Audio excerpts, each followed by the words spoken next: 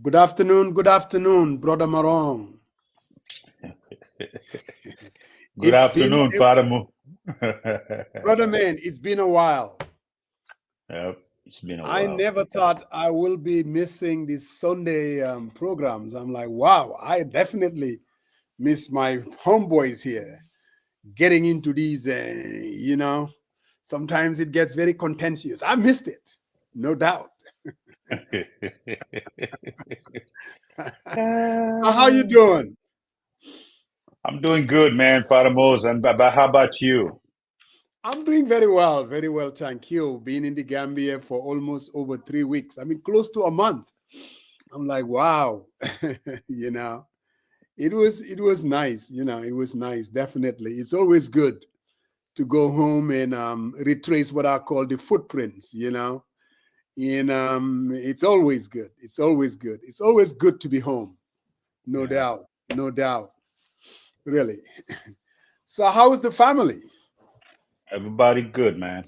We had Yeah, a great time, and okay, so okay. we're here, man. Here it's cold and it's been raining a little bit, but that's about it, you know. And the hustle is alive and keeping it real, man. That's it. Hustling like a Badibunka guy. That's all. You know what? Talking about hustling in the US, being a Badibunka guy, you know, I mean, you know that the same hustle can be done in the Gambia, my Oh brother, yeah. and that's going to be one of the things. Like I'm going to be talking a whole lot about that, and that Okay. is the diaspora, how we are missing out, and how we are allowing, should I say, foreigners or other people are taking over the country. I mean, you're talking about a country with the potential and things that we can do. I'm gonna be dwelling a whole lot on that, really. I mean, I'm talking about the diaspora with our creativity, with our business skills, with our skill sets, some with intellects. I'm just saying, you take that with you to the Gambia, the sky is the limit. I can guarantee you that. Really. And again, we're gonna be definitely, we are going to be talking about that a lot. Like what I call my new perspective, some new perspective that I have been in the Gambia for a little over 3 weeks. So Excellent. I'm glad. I look forward to hearing from you, man. no, that definitely. And I'm sure, good afternoon to our viewers as well. Whilst I was in the Gambia, every now and then I get, are you guys coming on the program today? I'm like, no, we're on break for the next 3-4 weeks. So we miss you guys too. We definitely do. Definitely. And while we were off, bro, I mean the passing of Kejao, I mean Yeah. that was a big one, man. Seriously. That one hit me very hard. Woke up in the morning in the Gambia and bang, there it was. That Keja was no more. That was extremely, extremely sad. Really. Very, very, very, very sad. Yeah, You know. definitely. As I told you, Kejao, I knew him since back in the 90s when he first joined Zandarmari, and later on they were commissioned, Bajinka and all of them. They went to Turkey and Yeah. later on commissioned. So when they came back, there was this the merging of the police and the Zandarmori. They defunct the old. But prior to that, he was military police, and Yeah.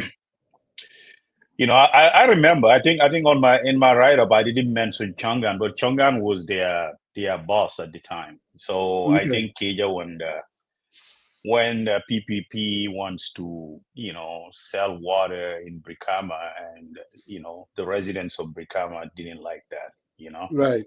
So yeah, there was some type of protest, and they sent that time they called him Beret Rouge, and he was he was their commander.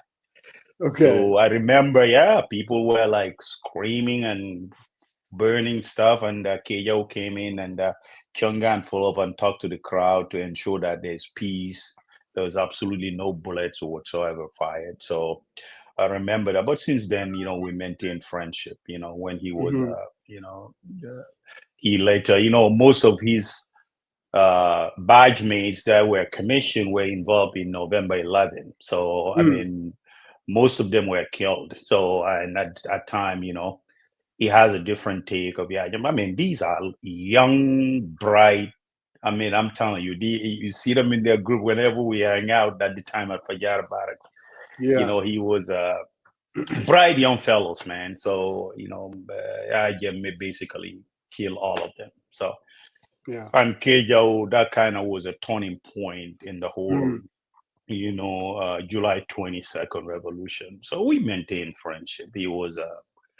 He joined Gambia Post and Gambia L. You remember him Yeah. and Yeah. Sumundafe will go back and forth and all that stuff. So, yeah, so, it's so funny that, I think 2 weeks or a week before he passed away, I was teasing him. I was like, man, now that I seen that you had a lot of positive, headlines about Sobea Esafal, I don't know I know. what's I going know. on. I know. I really don't know what's going on. I said, how are you gonna jump from the mighty yellow to Sobea? You know how he is. He never holds his fire back. He told me he told me Hey, because you guys deny my wife from the candidacy of Brikama Area Council. no, Keja, bro. I'm telling So you. he told me that. So he says, bro, but you know how he is. When he write these things, he says, laugh out loud. So basically, he continued. He says, but maybe that's a good thing. Now, when we talk about coalition for 2026. I think I'm gonna have a little bit of leverage because I know both camps, so I'll be able to negotiate. That's what he said. That was the last Yeah. time. That was the Yeah. last time we had this exchange. So early morning, man, I was getting ready to go to the gym, and then I told him, man, I was like, oh man, so Yeah. I was shocked, man. So I called Forma, and Forma said, you know what? I'm also trying to reach out to Gambia and find out exactly what happened. But and condolences to the sister too, Binta Bari. She's from Brikama, and Okay. and Yeah. Kejo is always proud of her because she told me, she said, she's my partner. You guys deny her from the candidates. She always and how how if he writes any sentence, he would like UDP folks, please, no insults, please, No no insult. insults, please. Yeah, so you I remember. was, see, he He was never take never, anything too hard, though. I mean, no, he doesn't hold grudges whatsoever, and the petty squabbles, and everybody was like, "Oh, he's a funny character," but that's who he is. I mean, he enjoy his IT field, right? So he was one time he was on LinkedIn and post something on there, and he was at Chernogay's house right. in Rwanda. So Cherno was my classmate at St. Augustine. So I told him, I said, hey, hello to Cherno. Tell Cherno, Sarian, say hello. He says, you know him? I said, yeah, he was my classmate. So Yeah. yeah, and he was very, very passionate about this IT field, and he always encouraged Yes. folks and Yes. posting his certifications and all that. But great guy, very, very compassionate and very passionate about Gambia. And I think folks just needs to reflect on his work and where he left off and the passion, because he's very, very disciplined. He always talks about how people come late on meetings and don't show up on time and all that. So Right. he's Right. that person. So yeah, but great person, and condolences to the family, and also may Allah grant him Jannah.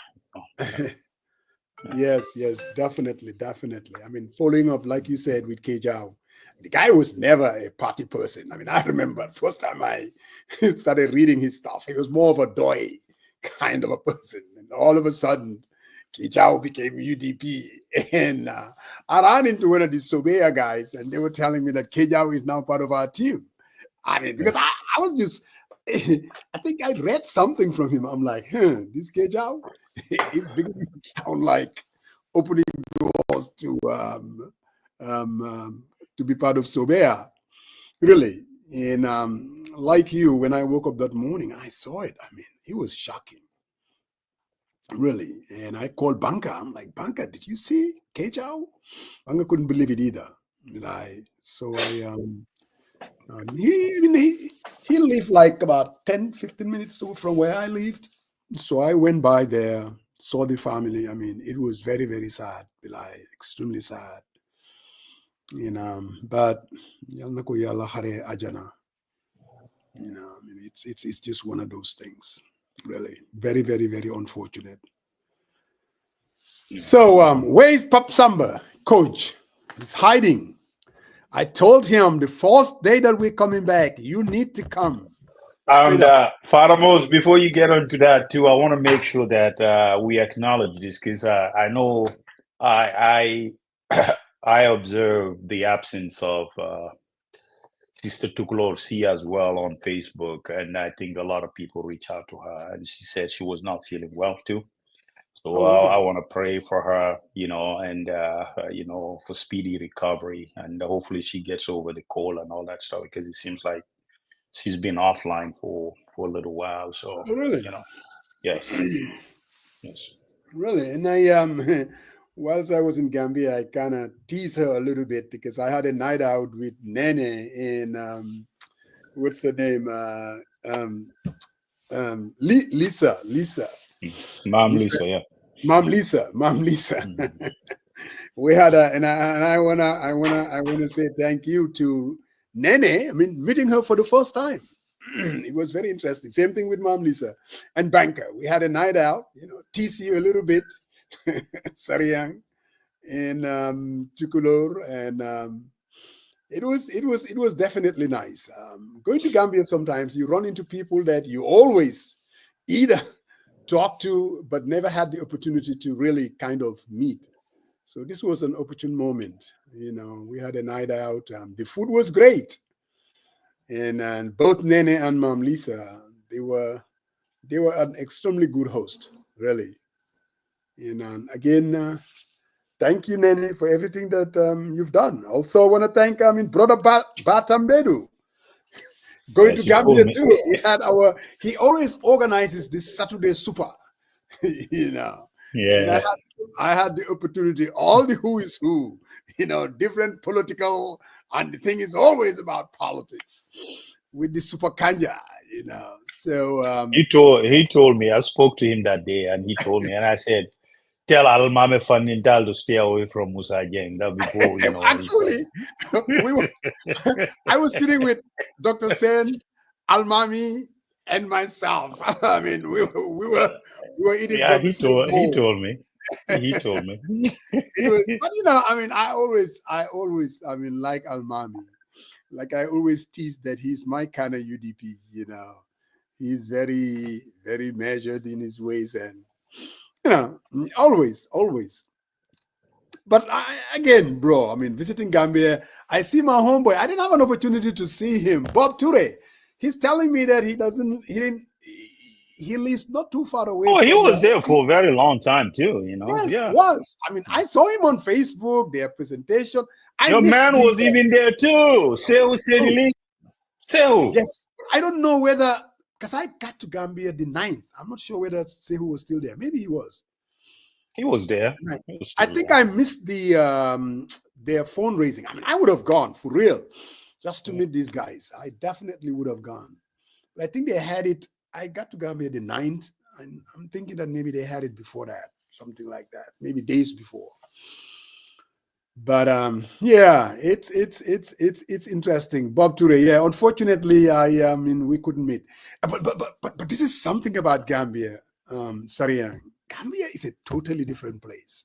I was telling Pa Samba yesterday, I'm like, Gambia is not the same place that we grew up in. It's not. It's a totally different country. Either I'm a foreigner myself, but it's just different. It's just totally different. But what do you mean by it's different, though? What do you mean? Different in the sense that, first of all, you're talking about 70 to 80% of the population living in the Greater Banjul area. They're just a lot of people, densely populated. I mean, I could be on the Senegambia Strip, I could be on Kairaba Avenue, and I wouldn't really know anyone. I wouldn't even recognize. I mean, the Gambia that I grew up in, even if I don't know you, I will know somebody who knows you. You know, I will recognize you. But that's not, this is a totally different country. But maybe because I've been living away for a long time. It's just different. Too many people. Oh boy, too many young people. They're under 30. It's just different. When I go to, I mean, whether you're talking about turntable, you know, these roundabouts, they have 2, 3, 4 of them on the highway. There is just mass of people moving. I mean, I characterize Gambia like this. It's a country on a transition. Gambia is on the move. No doubt about that. There continues to be, are you still there, Sariang? I just lost you. No, I'm here. Okay, I lost you there for a minute. I just gotta wipe my face down, but yes, I'm here. I just can't do that on camera, you know. It's Sariang, it's a different country, a country on the move, a country that still said a country on the moon or move? On the move. Okay. Seriously, okay. Gambia is moving. It's absolutely moving. Things are happening in that country. Good or bad, you want to call it. But it is not the same Gambia. It's a totally different country. A country on the move, a country that still has structural problems, but at the same time, a country that has opportunities that needs to be seized. It's not a country that is stagnant. Our democracy is strong. I seriously do believe that. Now we're gonna get into the. But you can't be throwing platitudes. I'm just throwing words, and then we're gonna. No. All I'm just saying is. Hold on. I'm asking you this. I'm gonna make sure I'm following what you're saying, right? So you know we have a vibrant democracy. We have this. It's on the move. There is this massive development. I mean. Let's get that. Let's decipher that a little bit and get into the bottom of your analysis. Massive development. That's okay. What did you say? Not mine. Okay. What did you say then? Massive development. I said. Okay. I said Gambia is on the move. I said our democracy is strong. Okay. I said structural problems still persist in the country. I said Gambia is a country with a potential that needs to be harnessed, that needs to be seized. That's what I said. Now, okay, well, but you backtrack your statement. I'm glad that you realized that, but it's all right. No, it's okay. Now, as far as development is concerned, let's really delve into that. I wouldn't say massive development because there are still what I call structural problems, especially within the Greater Banjul area. Access to water, I think that is something that the government need to focus on like a laser beam. There are still people, unless and until you have a borehole, you wake up in the morning, you will not be able to have a shower. I have a borehole. I did not have that problem. There are friends of mine that do not have boreholes, and they was 2 to 3 days, they wouldn't have access to water. So to me, that is a structural problem that needs to be fixed. The electricity, I mean, it wasn't perfect for the first 2.5, 3 weeks. I mean, I got to give it to them. Now it really delivered. I mean, I think it's the last week that we started having this. They delivered on what? They delivered on what? In terms of NAWEC, I mean, electricity. Okay. The power was so delivered on what? Supply of electricity with no interruption of water. Is that what you're saying? No interruption. Or even if it goes out, it comes right back. Okay. For the first two weeks, let me put it that way. If it goes off before I even, because like I said, when I go to Gambia, I get myself prepared. Seriously, like I said, I mean, it's a country that sometimes, especially when it comes to water, for instance, you want to have a borehole if you want to help yourself. You want to have a standby generator if you want to make sure that if now it goes off, then, I mean, you can turn the electricity on. Electricity for the first 2 weeks, I think it has improved tremendously. Water, I think it's a problem that the government definitely needs to focus. Now, the infrastructure, the road, let me put it this way. The infrastructure deficit has narrowed immensely within the Greater Banjul area. Movement from point A to point B is much easier. I really have to give it to them. Now, there are, the Barton Hiding Highway, what I would call the heart of moving back and forth in the Gambia. Even with its problems here and there, I think it has definitely changed things in the Gambia, moving from point A to point B. There are other secondary roads, OIC roads, that I was very impressed with. Again, there are still secondary roads that are horrible, really bad. But a good chunk of them, the street that I lived on, that really used to be horrible, now I have a nice, what I would call it, road that takes you all the way to Burfoot. So there are improvements in that regard as far as the infrastructure is concerned. Going to, let's say, for instance, to the provinces, my hometown of Kaur, I was impressed with the electricity is 24/7 in the provinces, in Kaur of all places. I gotta give it to them. Even kind of. But hold on, Musa. Hold on, Musa. Hold on a second. Let me say, where does the rural Gambia get their supply from, electricity? Oh, irrespective of where they get it from. No. I'm asking you. No. Hold on a sec. Hold on. The reason I said it. Hold on. The source is not the issue. The issue is important. The source is not the issue. The source is not the issue. The issue is, are they getting electricity or not? They're getting it from Senegal, Senelec. Are they getting it from Cash Powership? Are they getting it from Gambian generators? All I'm saying is, I'm just telling you my experience. Okay. Yeah, well, I was there last year, so I understand what you're saying. So I traveled all the way to Basse. Huh? But you don't want me to say this?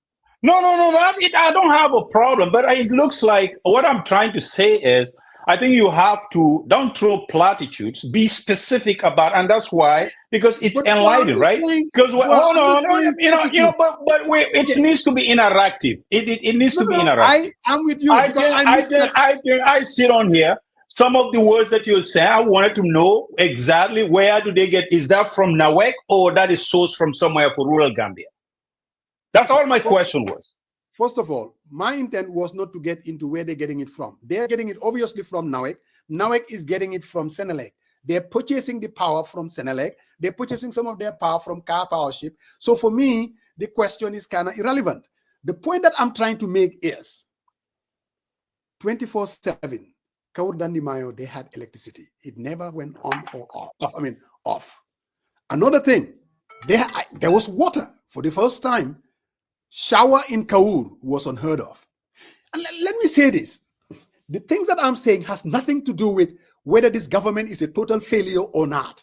It has nothing to do with I'm not implying that you're getting off tangent here and going through all this, making more political. It's not that. I'm asking you, telling you my observation, and I think there's a reason. There are, like I said, there are structural problems. There are a lot of people that I talk to, whether in Kaur or within the Greater Banjul area, and they're telling you how difficult the country is. Prices are high; they cannot afford it. Dundubi, everybody will be telling you that. Dundubi in the Gambia is unbearable. If there is one thing that I believe, that this current government is extremely vulnerable, it's just that issue and that issue alone. And that is, people believe that there could be something better. There could be an alternative that is better because of Dundubi Dafaser, and they don't believe Ne Barrow is delivering. Irrespective of some of these other observations that I make, which I'm sure moving around within the Greater Banjul area, Sariang, like I said, is much easier, honestly speaking, compared to, let's say, 2 or 3 years ago when I used to visit in the Gambia. It has become just much easier, whether you're coming from the airport. Let's say, for instance, leaving my house, whilst it used to take me, let's say 2 years ago, a year ago actually, 45 or an hour to get to Kairaba Avenue, now it takes me 10 minutes. I mean, that to me is huge improvement, right? So there is no doubt in that regard. I seriously believe that the other issue that I wanted to I think you raised it and I forgot. Okay, the people that are actually, I thought about this a little bit. In Gambia, the people that are doing very well, you can categorize them into 3 classes. There is what I would call the political elite or the political class. If you want to do well in the Gambia, you got to be part of that political class, whether you are a National Assembly member, whether you are a minister. These are the people that are seriously doing very well. These are the people that are building nice houses. These are the people that Dundubi is not affecting them that very well. That is one class of people. Then you have what I would call the business class. The ones that are out there, they own businesses, they own construction companies. I mean, they have found a niche in the Gambian economy. They don't bother themselves too much with the politics. They're building businesses, and some of them actually live in the diaspora, coming up with ideas and making things happen. That also is a class of itself. And then you have this other class that I would call the top government officials class. These are the ones, call them senior government officials, whether they are permanent secretaries or directors. These are the ones that are allocated with vehicles. These are the ones that don't have problems with, for instance, buying petrol. And so this is another class. And then, of course, you will have the rest of the population. The rest of the population are the ones that are actually, I mean, confronted with the difficulty in the Gambia. I mean, these are the ones that are having problems buying cash power. These are the ones that are having problems moving from point A to point B. These are the ones, when you talk to them, they tell you, Dundubi, the Dundubi Faser. And if you ask me, this class of people, this bulk, this class, I mean, outside of these 3 classes that I just enumerated, these are the people that are going to bring change in the Gambia. Because as far as they're concerned, they haven't really, their lives have not changed that much. You know, they happen to live in the greater Banjul area. Housing is a problem. I mean, 3 meals a day, forget it. It's everybody for himself. And I mean, that to me is the reality, Brother Maron. Well, you know, it's hard to decipher, you know, considering you live in the diaspora, saying that somehow the folks, the political elites, the folks in the ministry are doing well, while their source of income, it's coming from the citizens of the Gambia, and those are people are doing very poorly. It is ironic, and I don't know what the impetus is, because the fact that things are diminishing. You said it over and over. People dundubi. So what how do you see that though? The complexities between these two populations, the people who have been employed by the citizens of our country are doing very well. And those folks who have employed them, who they go out and take loans and loans and loans, are doing very poor. The gap is huge. How do we synchronize that? I guess that's what I didn't hear from you. And in top of the other, you can say it's good. I mean, someone can be doing good, but morally, I'm not saying no, hold on, but hold on a second. You can correct me later. I give you a chance to land.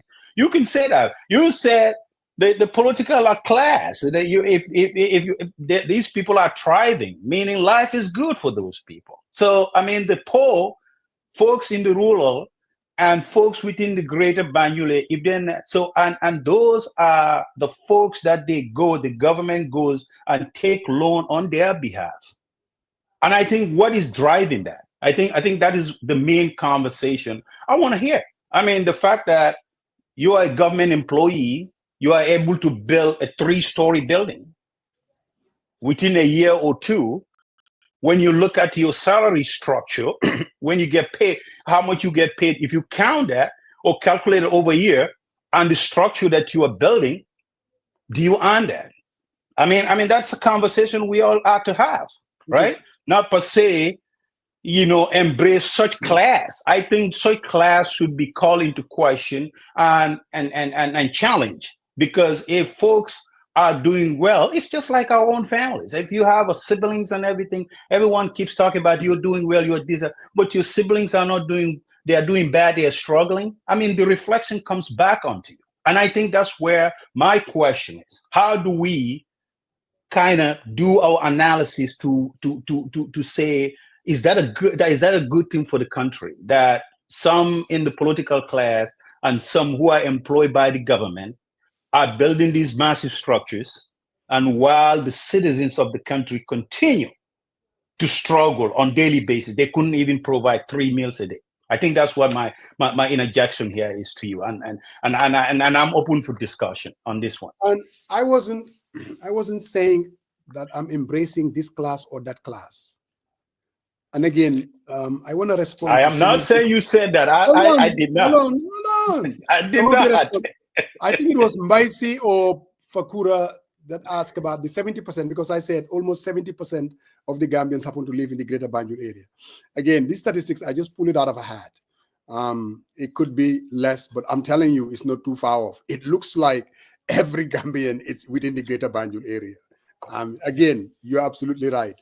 That statistics, I pulled it out of a hat. Maybe we can go back and look at the population in West Coast. You look at the population in the in KMC, and I can guarantee you, I mean, it will be very close. Seriously, when you go to the provinces, you don't see that many people at all. Most of the people that are in the provinces now are older folks.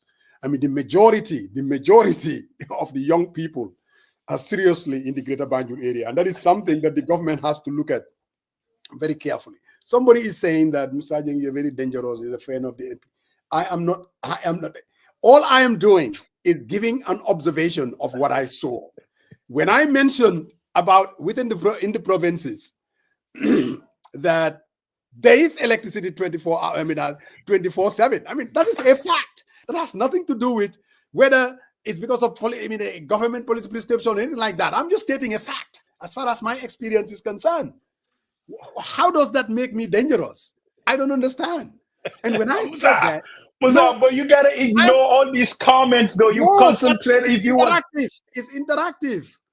They can talk. I think you answer your own question. The reason why there is stable electricity in the provinces, because the resource to load is low. So people migrate. There is no such demand. It's possible, but you see, it's possible. That's what the fact is. It's based on demand and supply. If you have enough load to supply, that's good.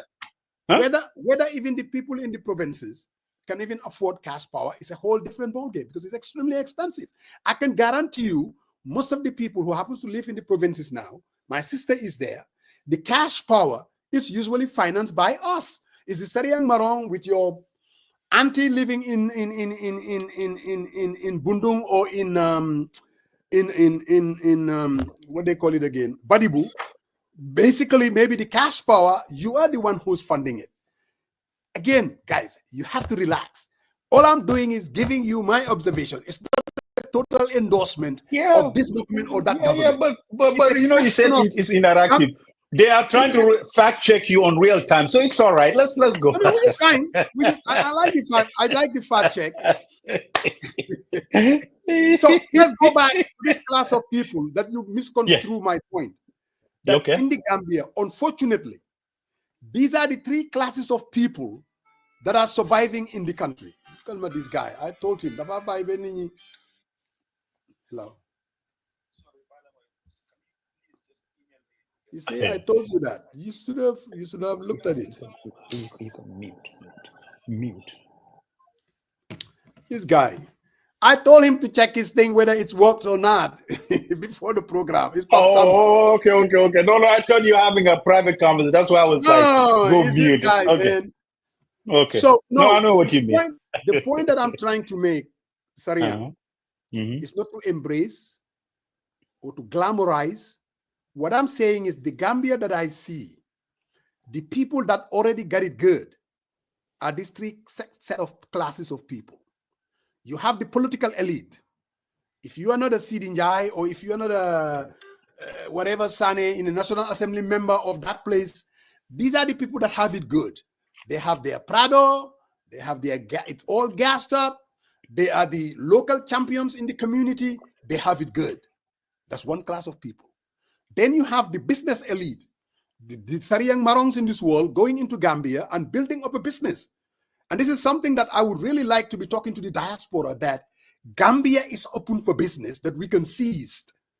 It's there. There is a niche that can be capitalized. You bring your ideas, you bring your investment, you can make it in the Gambia. I seriously do believe that. There are challenges, don't get me wrong. I don't oversimplify things. But the business elite, they're having it good. And then you have the top government officials elite. These are the people that are promoting the corruption, if you want to call it that. Because clearly, with a grade 12 salaries or a grade 13 salaries, and the way they survive, clearly they're getting source of income somewhere else. This is the other class that I'm talking about, top government officials. They are making it big.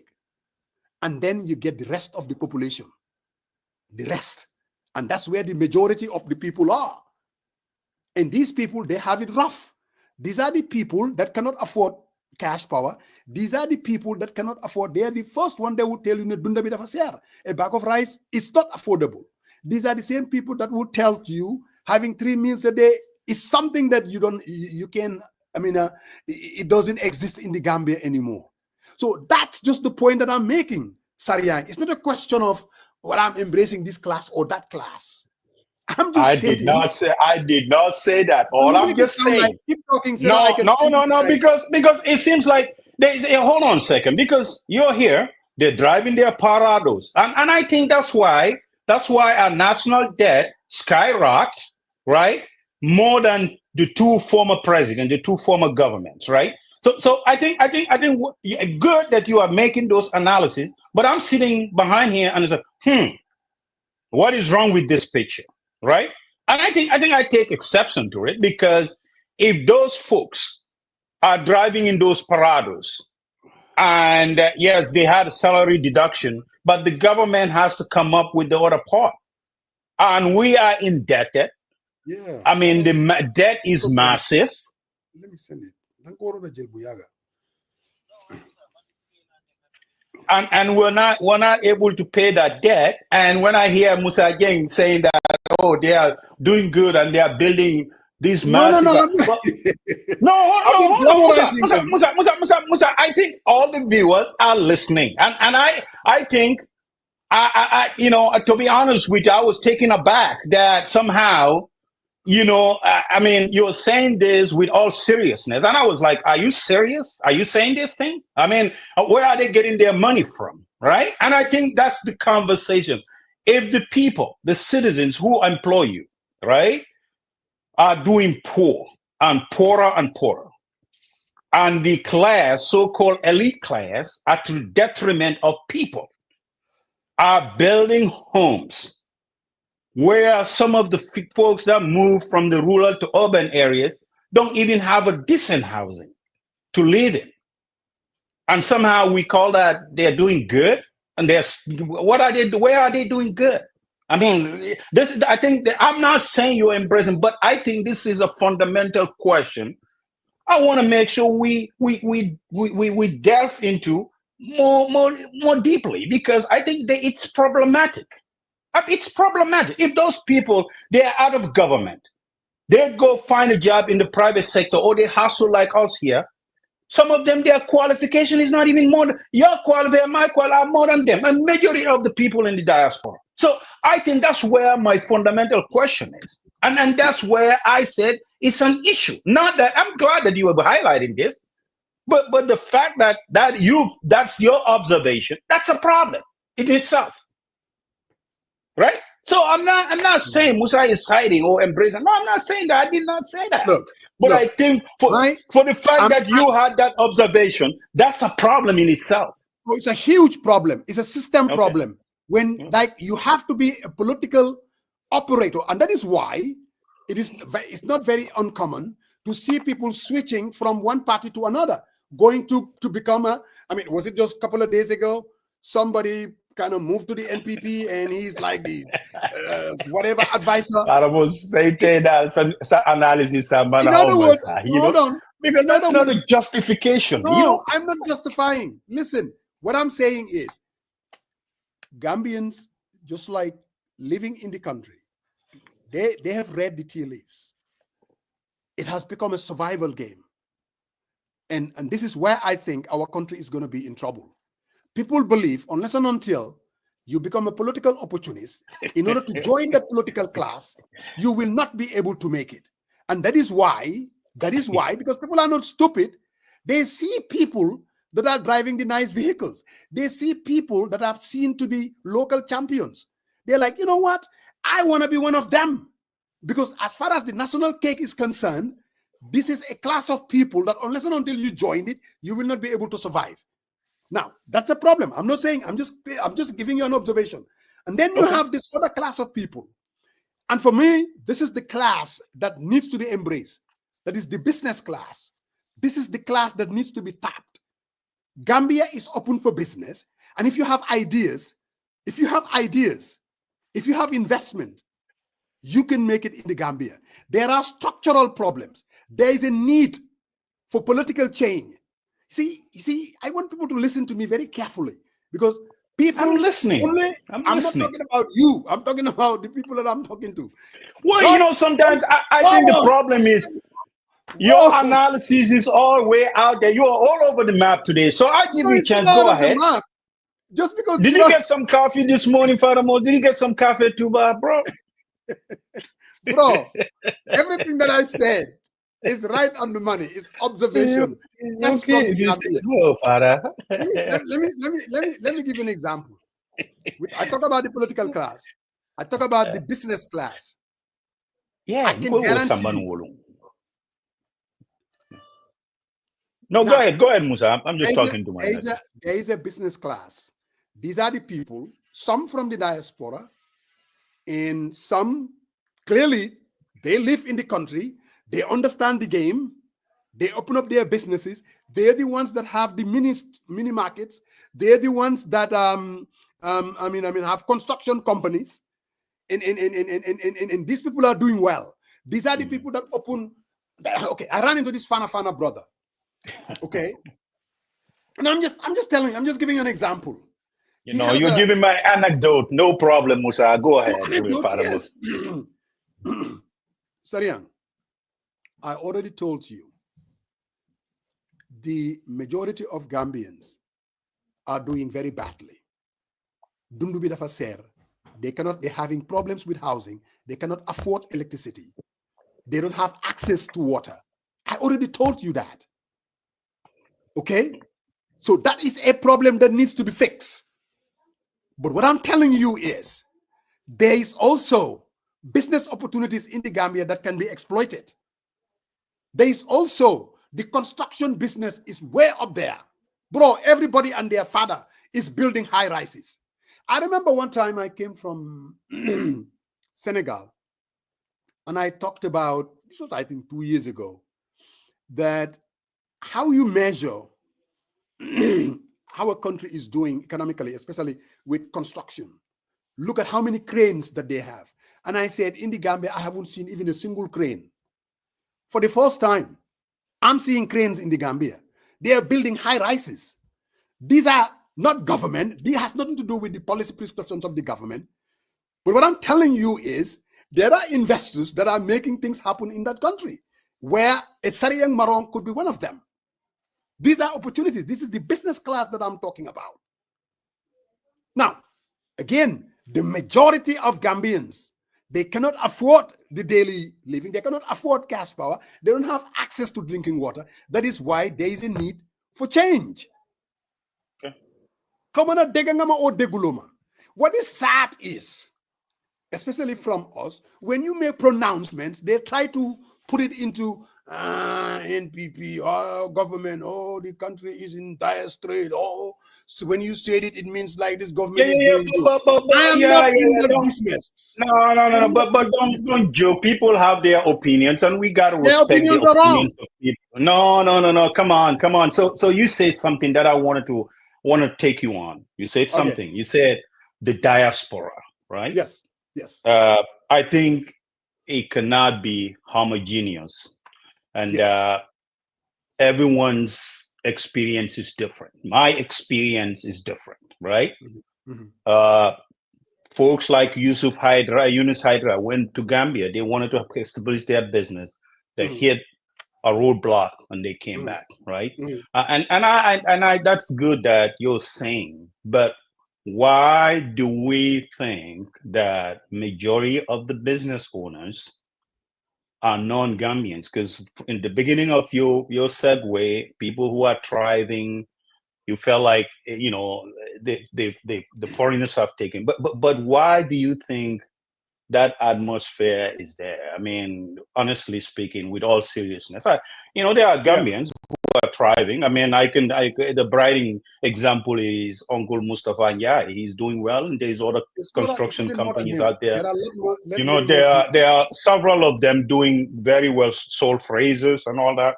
They are doing great. But what I'm trying to say is, if you're making these, what makes Musa Jem believe that the diaspora can go out there? What are some of the things, and what have you seen or heard? Let me. Just let me ask you this question. All I'm just asking is, because I know everybody's experience is different, right?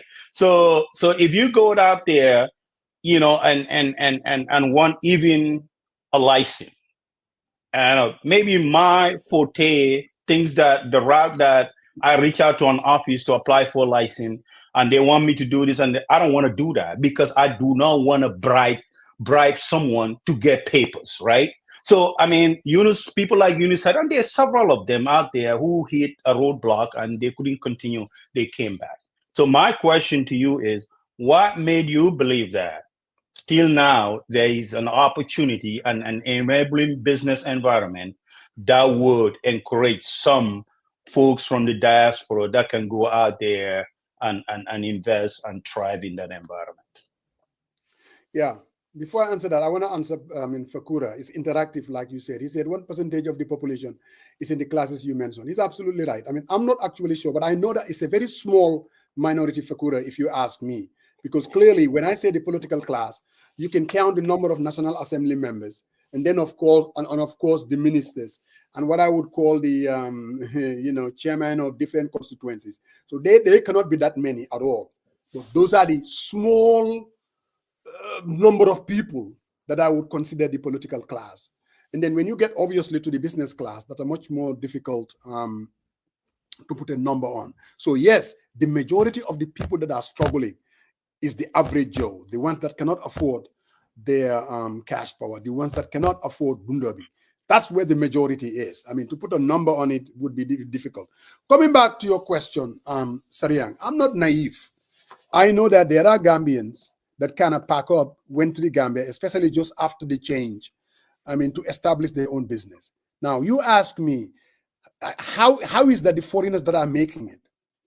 If you, let's say, for instance, if you look at the construction business, because to me, that is the heart of the economy as far as Gambia is concerned. Everybody is building. I mean, so in the construction industry, that's where the action is. If you go to, I mean, Jimpex, that's straight.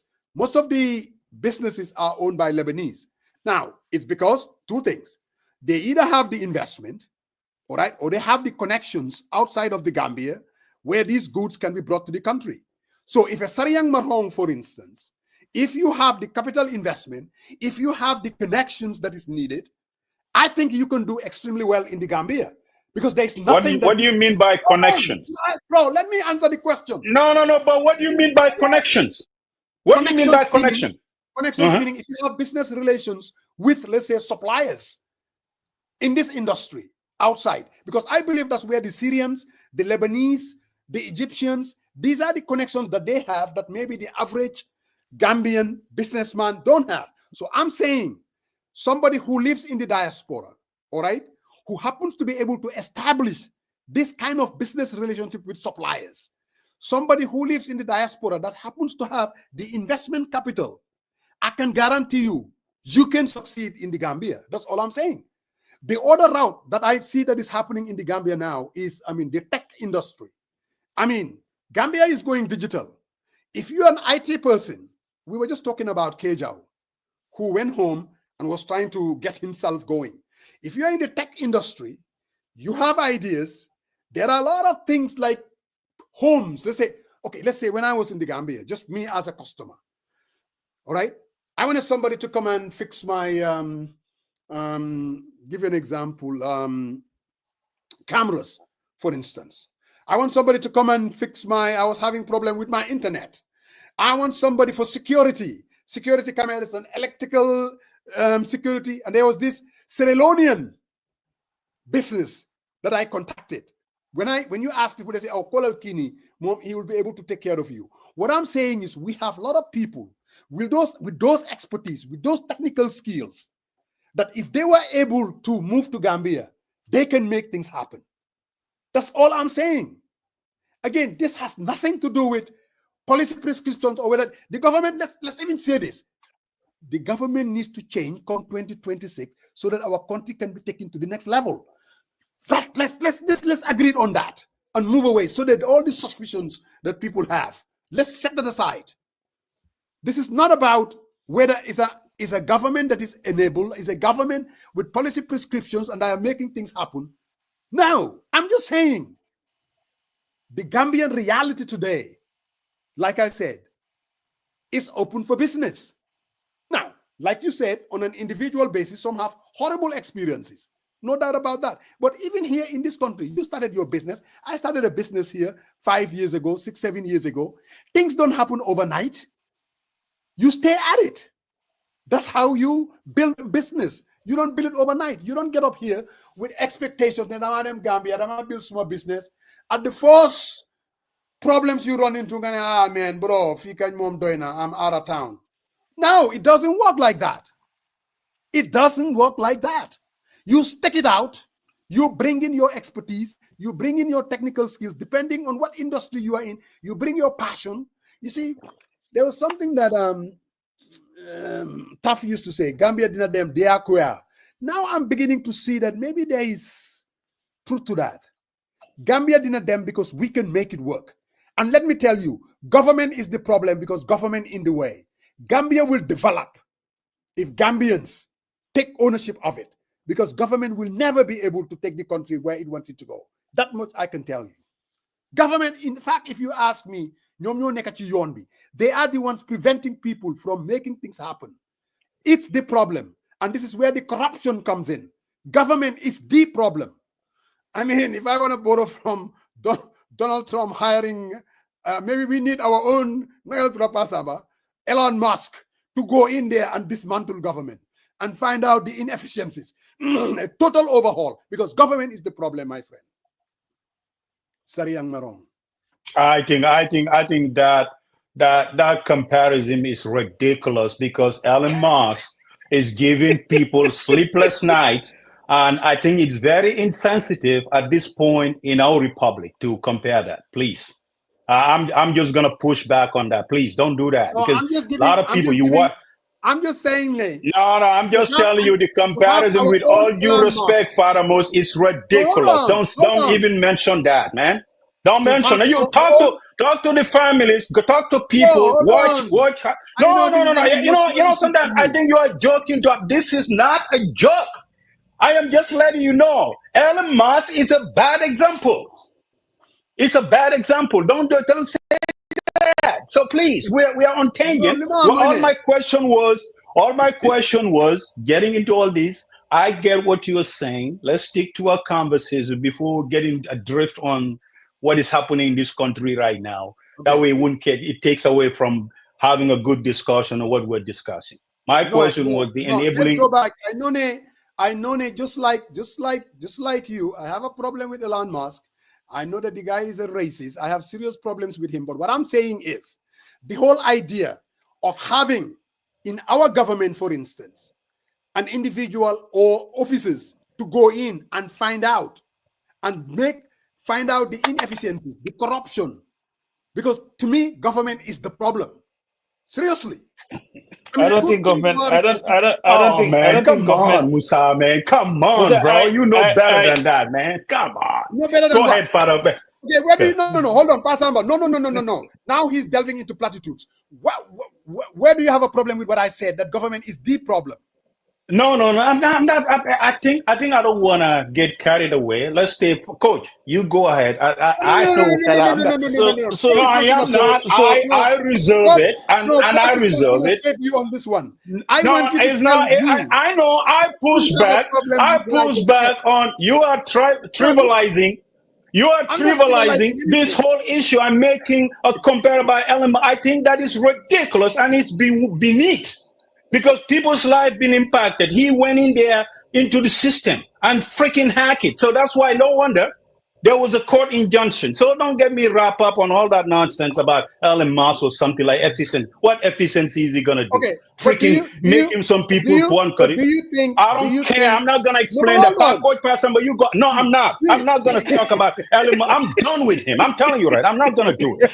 Come on. I'm not going to do it. Don't get this guy activated. But Musa, I understand where you're coming from. But you see, I don't think government is the problem. It's those who are in the government, that's what the problem is. Because government is a necessary tool. Okay, don't interject, don't filibuster me. Okay. If you look at the Gambia government, for instance, right now,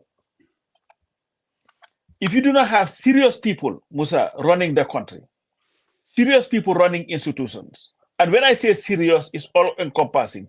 People that have the competence, people who are honest, people who are guided by ethics, people who have integrity to run the system, then you'll have a problem. Let's delve into, let's say, for example, when Manjang was at Social Security. Everybody felt he was honest, he had the competence, and he was running the government the way the institution, the way it was supposed to be run. But what happened? Because he was not dancing to the tune of Adama Barrow, so they had to yank him out to bring somebody who would do Adama Barrow's bidding. And this is where you have a problem. And I think, Musa, like you've been saying, leading to the 2021 elections, Gambia needs a transformational leadership. They don't need a vindictive, backward, racist leadership to change the system, but a transformative leadership who would be working not based on what is in it for him, but what is in it for the people. And I think this has been absent in our governance system for a very long time, to the extent where, Musa, people speak not because of what is right, but because of positions that they hold. And this is the problem. Because if you look at the Gambia, Musa, a very small country, very small. I've heard not everything that you said, but I think when you started, you and Sane were talking about electricity and the electricity supply in the provinces and how stable it is and all that stuff. But even if you look at the electricity supply in the Gambia, Barrow came to power in January of 2017. The amounts of billions of dollars that have been pumped into NAWEC, and it's still an issue, shows you the problem that we have. Because what has happened most, I believe, instead of having a transformative thinking and saying, you know what, this money is coming, what can we do with NAWEC to make it better? What they did was maintain what was at UGCE or whatever. When you were doing your GCE in 1971, when the lights went off or whatever, it's the same thing. They just have generators there that they pump fuel in every day. So everything that people have moved away from, we're still maintaining. And that's the problem. Now, government's problem is because of the composition of government and those that are leading it. What Gambia needs is transformational leaders. But if you look at it again, the honesty. We are not a very honest people. So they don't want to hear that. You give somebody a position, and they show you who their true colors. We don't love the Gambia as we love our jobs. And like Khalifa said at one time, we continue to elect people who are more in love with their position than they are with the country. And unless we have it the other way, where people are more in love with the country and are more interested in great legacies that they will leave behind, we'll continue to have this problem. Definitely. But welcome back to everybody and to our viewers. But why are you focused on this? You have other issues, Musa, that are going on in that country. You know, your Barrow is talking about running for a third term. I don't know whether you guys even touch that. I must acknowledge. Welcome back as always. Man, as expected. I like your what is it? Is it Badinga? Jufre, Badia, Mandingo, Walla, Fula, Sarahule, Jola. That's it. Man. So, You're as always. I'm taste like Coach Balajo would say. You know, ya upo musajeng appetite. You know. No, but Coach, as always, welcome. Happy New Year. You know, divergent views, fair but firm. You know, and welcome. I was expecting. So Faramos, you got the floor, brother man. You got the floor. Let's get this going. Please do not mention Elon Musk, and we're good. Let's get the conversation going. Let's go.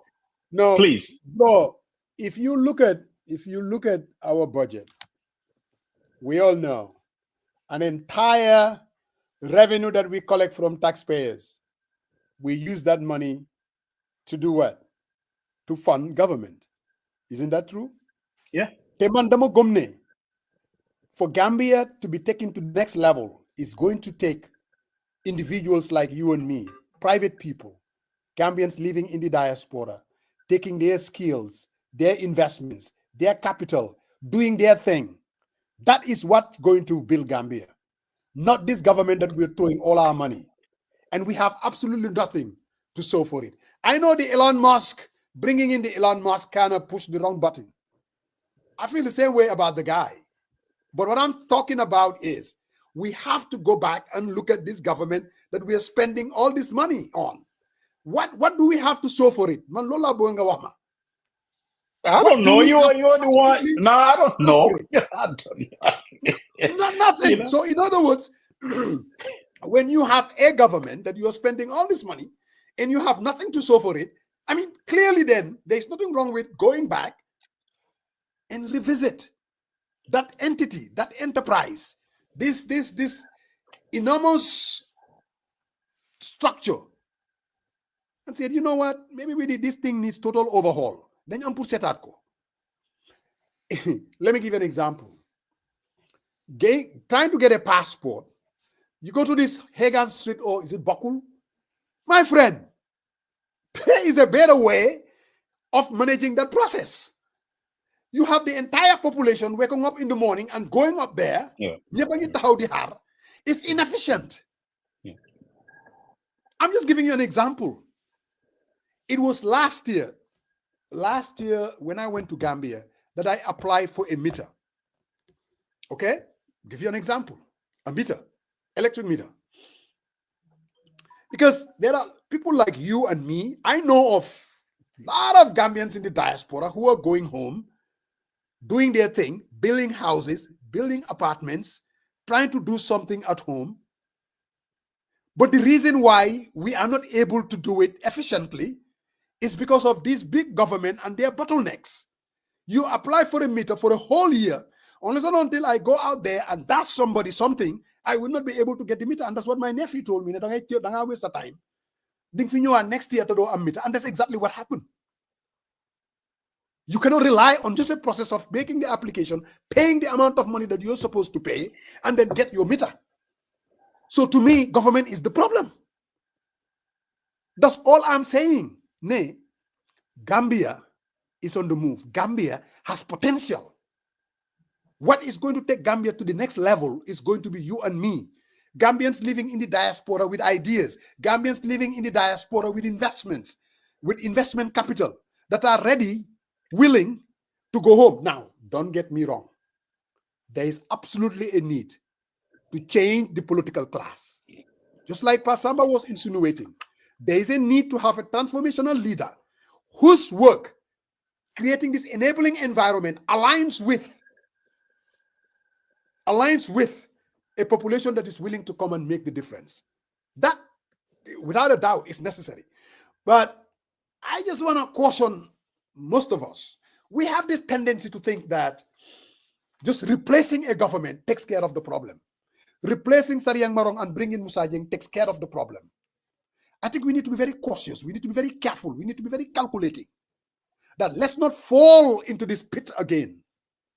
We need to change the government. We do not need to replace it with the same old. If we do that, we are going to come here under a different government, a different person, and we'll be talking about the same issues. Because all we were interested in is replacing a government. Degulomade.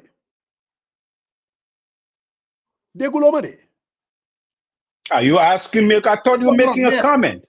Yeah, you're making a comment. I don't have to do your analysis, and I will add my comment. So I don't have anything to add right now. That is you I'm gonna all of it. No, metuma. So you said replacing, and I'm listening. I don't want to interject. Oh, hold on, I gotta finish. You interject. No, you bring valid points. You bring very valid points. I want to caution it. Yeah. Again, I say things. I don't want people to make deductions. Gambia as a country has potential. Gambia government is the problem. We're spending all our resources, taxpayers' money, to fund a government that is inefficient. That needs to be looked at very carefully. Totally reorganized, because it's not efficient. But again, in the process of doing that, I said, government is the problem. What's going to develop this country is going to be Gambians that are not necessarily hired by government. These are you and me. We are hungry. We are thirsty. We have ideas. We have passion. We want to make it big. We come to this country. We seize the opportunity. We harness it. We deliver services. We make things happen. We create employment. That's what's going to develop that country. And I know of a lot of Gambians with expertise that can make it big in the Gambia. Seriously, especially in the IT technical field. I think that needs to be exploited. Seriously. I think people who have relationship with suppliers, people based on your passion and things that you like, I don't think it's a bad idea to kind of go give it a shot in the Gambia with all the structural difficulties that the country has. The other thing that needs to happen, Moine, in the process of trying to bring about change, let's not focus too much on replacing. Let's focus on changing the government. Now, but when I'm mom, it can get a little bit sticky. I'm not interested in replacement. Well, let's discuss before we go to the other one about changing the government. Yes. Now you keep talking about, folks need to seriously think about. They have the skill set. They have this. They have that. Doesn't like me very much. Yeah. So what I think, Musa, I take when I sit down here and I'm watching you're throwing all these jargons, all these buzzwords and all that. I laugh because being here 30 good years, plus, have a family, have everything here, parking up, going back to Gambia, that is not easy. Despite you paint a rosy picture of what it is. I would say, no, hold on. I mean, no, hold on, because it's not all, it's not all gold out there. We all know. I mean, realistically, it's not easy to go out there to build a structure, and that's why I ask you. And I think the minister came on this platform and CD Keter, and I asked him this specific question. I asked him, they have to create an enabling environment, Musa, where folks will be motivated. What does that mean? What does that mean? Creating an enabling environment. What does that mean? Okay, meaning if folks go out there, they want to establish, a pharmacy or business, the processes that entails, the permits, all the registration, whatever requirement they need to fulfill. You just said it. How about if it's against my principle to bribe some guy? While I came out there, I wanted to establish a business that's going to benefit maybe 50 youths in the Gambia. Why do you think I need to give 100,000 to some individual who is employed by the Gambian citizens to get a permit the way I wanted to establish a business? Is that fair? And I'm not saying that is, but what I'm trying to say is a lot of people run into that issue. Well, they took your application and they put it on the desk. Mage, well, all that stuff. That's what I'm trying to. That's an environment. And then again, here is another example. The one thing that majority of our folks, diaspora, goes out there in December. Majority of us go on a holiday in Gambia for almost let's say December all the way to February timeframe. I think it needs to start with having a conversation, having a dialogue, maybe have an open forum. I mean, think about it. If we had organized something whereby folks needs to come in and give like lecture, how much? And I think, yes, you're right. If someone, for example, who has an HR background, you take him down to PMO during their time and say, volunteer, come show people how work is done. Because it's just not gradual, right? You don't come out there and say, but go out there and have some type of connection. Have a phone, have people to go out there and help out a little bit. You will volunteer, I will volunteer, everyone else will volunteer because we have something to offer. But that's not done. There's absolutely no communication whatsoever. I think these are things that the government needs to put into place, whereby folks can ask questions, folks can say, this is the idea I have, and government can, that itself, creating some type of conference is an enabling environment because you are getting their concerns addressed and having a two-way dialogue, and hopefully they can charter something whereby a follow-up will happen and create so this whole thing about let's go down there. No, Musa, I disagree because you know why? Hold on. I'm not saying. Hold on. My mama Daniel. Okay. Yow di nga am time pour nga everybody it's okay su bëggee make clarification. You're more than welcome, Father Mos, pour nga def loolu amul benn problem. Bro, did I tell you I miss you this past 3 weeks? I did. What the Musa, I think for majority, I'm not speaking for everyone, but today, if you tell someone, money, Gambia munge try, there's this business, you get out there. Yeah, well, man, Father Mos, get out of my face. What are you talking about, man? You know? But how do we do that, Musa? It's baby steps, right? It has to start somewhere. It has to start somewhere. Okay, I want to use, instead of talking in generalities, I want to take Yo Akman just as examples. Okay, I think it's fair. At least people would know it. We're not just talking with some other person.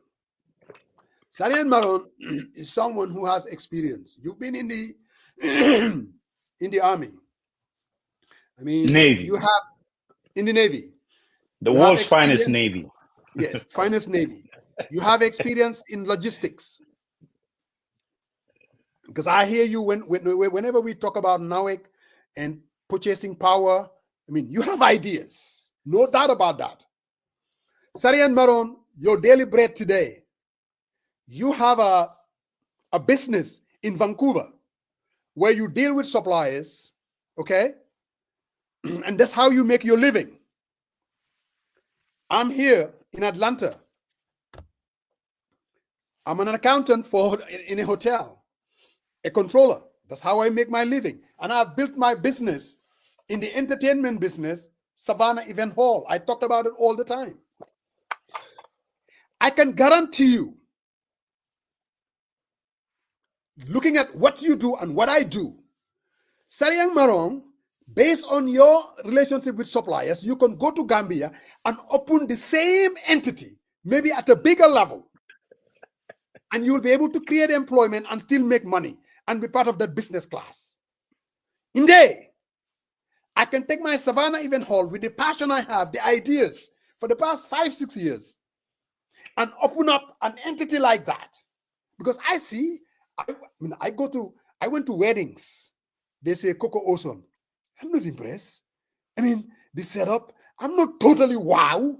And they charge an arm and a leg, and Gambians are actually buying into it, spending a lot of money to do these weddings. What is preventing me going there and doing that? Look, I'm not stupid. I once went home. Neither am I naive. I know it is difficult. But I also know that building business anywhere, anybody who tells you that is a walk in the park, you're making a saddest mistake of your life. Whether it's in the United States, whether it's in Vancouver, anywhere you go. It takes time. It takes resources. It takes passion. And it takes staying with the program. All I'm saying is, this enabling environment that you are talking about, the enabling environment, the most important one is, nobody is going to stop you from doing what you have to do. There is law and order. You will have the necessary licenses to register your business. There is corruption, is endemic. That is why we need a change of government. You're right. It's difficult. The people that would strive in business, for instance, they are the ones who really know how to cut corners. They're the ones who are easily be able to get government contracts. Because most of the businesses that are very successful are the ones that maybe deal directly with government, with profiting from government. And this is why I think that's why there is a need to reorganize government, which you cannot disagree when I mentioned in Elon Musk. You get all emotional about that. Yeah, because by the way, I want to correct you, just to let you know, besides owning my business, I'm a federal employee. I've been a federal employee for 25 years. Hold on a second, hold on. And it's not, you're saying emotional. I would be emotional because some of the people that I work on, some of the best contractors, some of the people who are temporarily are on probation, cry to me and thinking that they're going to lose their job. Okay? So yes, I will be emotional. And I will be emotional and Father I'm with you. I will be. No, I'm going to tell you that I will. I wish you could talk to someone, a finance IT person, a program manager, who cried to me all the time, thinking that he's going to lose his job, who is doing remote work, move his family to Atlanta, bought a house there. Okay? You keep repeating this. I'll tell you exactly why I feel about this. It's ridiculous to even bring this Elon Musk crap into this conversation again. Okay, so I'm telling you right now. So don't you sound like I am a federal employee, for God's sake. I got people who works under me, who I work with, who have been traumatized by this issue. So don't play with this. It's not a joke, man. And I have every right to be emotional about it. I'm going to push back on it. You want to hear that? Yes. And if you repeat it, I will push back on it. Doing business in the United States, you just answer yourself. These people benefiting from the status quo will never. That is not true. You see, there is this exaggeration that we cannot solve by it. We get all out of shape. Those people benefiting from the status quo will never allow you to come and interrupt their lives. Forget about that. Believe me, we are Gambians like each and every one of them. All I'm saying is, Gambians in the diaspora, let me tell you this day, do I believe we have the kind of government that can help us partner to bring about transformational change? No, I don't. That is why I want to see change come 2026. Directement. But what I also do know, that Gambia is a country, you always used to characterize Gambia as a failed state. I'm like, oh my God. When I went to Gambia, I know a failed state when I see one. Gambia ain't one of them. Believe me. People are making crap happen. People are making stuff happen outside of government. There are problems, structural problems. Inflation, dundagi, metina. I agree, totally. But seriously, it's a country on the move. In Yo Solbaji, let's come back to what you do for a living.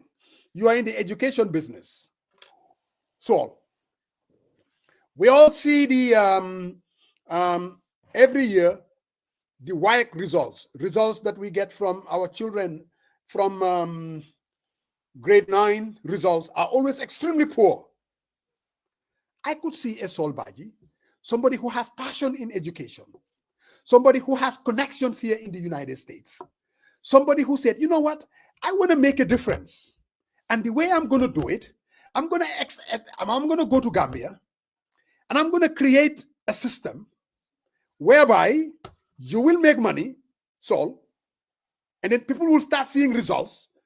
You will start getting into the system, whether through tutoring, whether it's bringing resources, kind of establishing your own niche. The moment Gambians start seeing anybody who goes through this Sol Baji program to get ready, a preparatory program for the grade 9 examination, and all the kids that go through it, they all end up with 5 credits or 6 credits. Before you know it, you'll build a name for yourself. Dude, things change in a country when citizens seize the opportunity based on what they do as individuals. Sariang, just to buttress my point. All I'm saying is, ñun ñep dañ joge Gambia, ñu ñew tukki si fi. In the process, we have gained a lot. We've gained skill sets. We have connections. We have relationships. In actually, sir, we have attitudes. That is why, if we are able to take that and transplant that in the Gambia, a country of 2.5 million, my friend, in 5 to 10 years, Gambia will be a totally different country. I'm serious. This country has potential, and it takes citizens to build that country. And then we have to make sure that government is out of the way. Fakura asked me something. Fakura, I hope I'm pronouncing your name. I always Fakura, you asked me whether NAWEC is part of government. That's the problem right there. Fakura, seriously. If we were to take NAWEC and put it in the hands of private entities, seriously, I am with this whole PPP, I think we will be at a better NAWEC as we know it today. I mean, it's a government enterprise. It was not too long ago that government came in and spent what, $20 million just to rescue NAWEC? So yes, it is, no doubt. Again, Brother Marong, if you listen to me today very carefully, I can sum up everything that I said. I'm having a hard time following you because you're all over the map. No, you follow me right and clear. You just try to. No, I'm not. I mean, you confuse me. You are oversimplifying things, making sound of Sol Baji. If you do this, Sol Baji got a family here, has the place. No, the school curriculum. No. You know the reason why I'm using individuals as examples. Well, Musa, I would challenge you. To set a good example. To take a cue. With everything that you're saying, I would say, Faramos, lead the pack. The pack. The reason why I use us as example. Lead the pack. Because I don't want to be seen as just talking. You accuse me of talking, platitudes or maybe just rhetorical. So that is why I want to bring it home to make it as specific as possible. What am I doing as an example? I know of people that are much more equipped, let's say in cybersecurity. People have, we all know that in the future is, I don't want to name this guy. No, seriously. Please don't name anybody that you don't have permission. We don't want you to do that just to justify a point. What I'm trying to say, Musa, I want us to.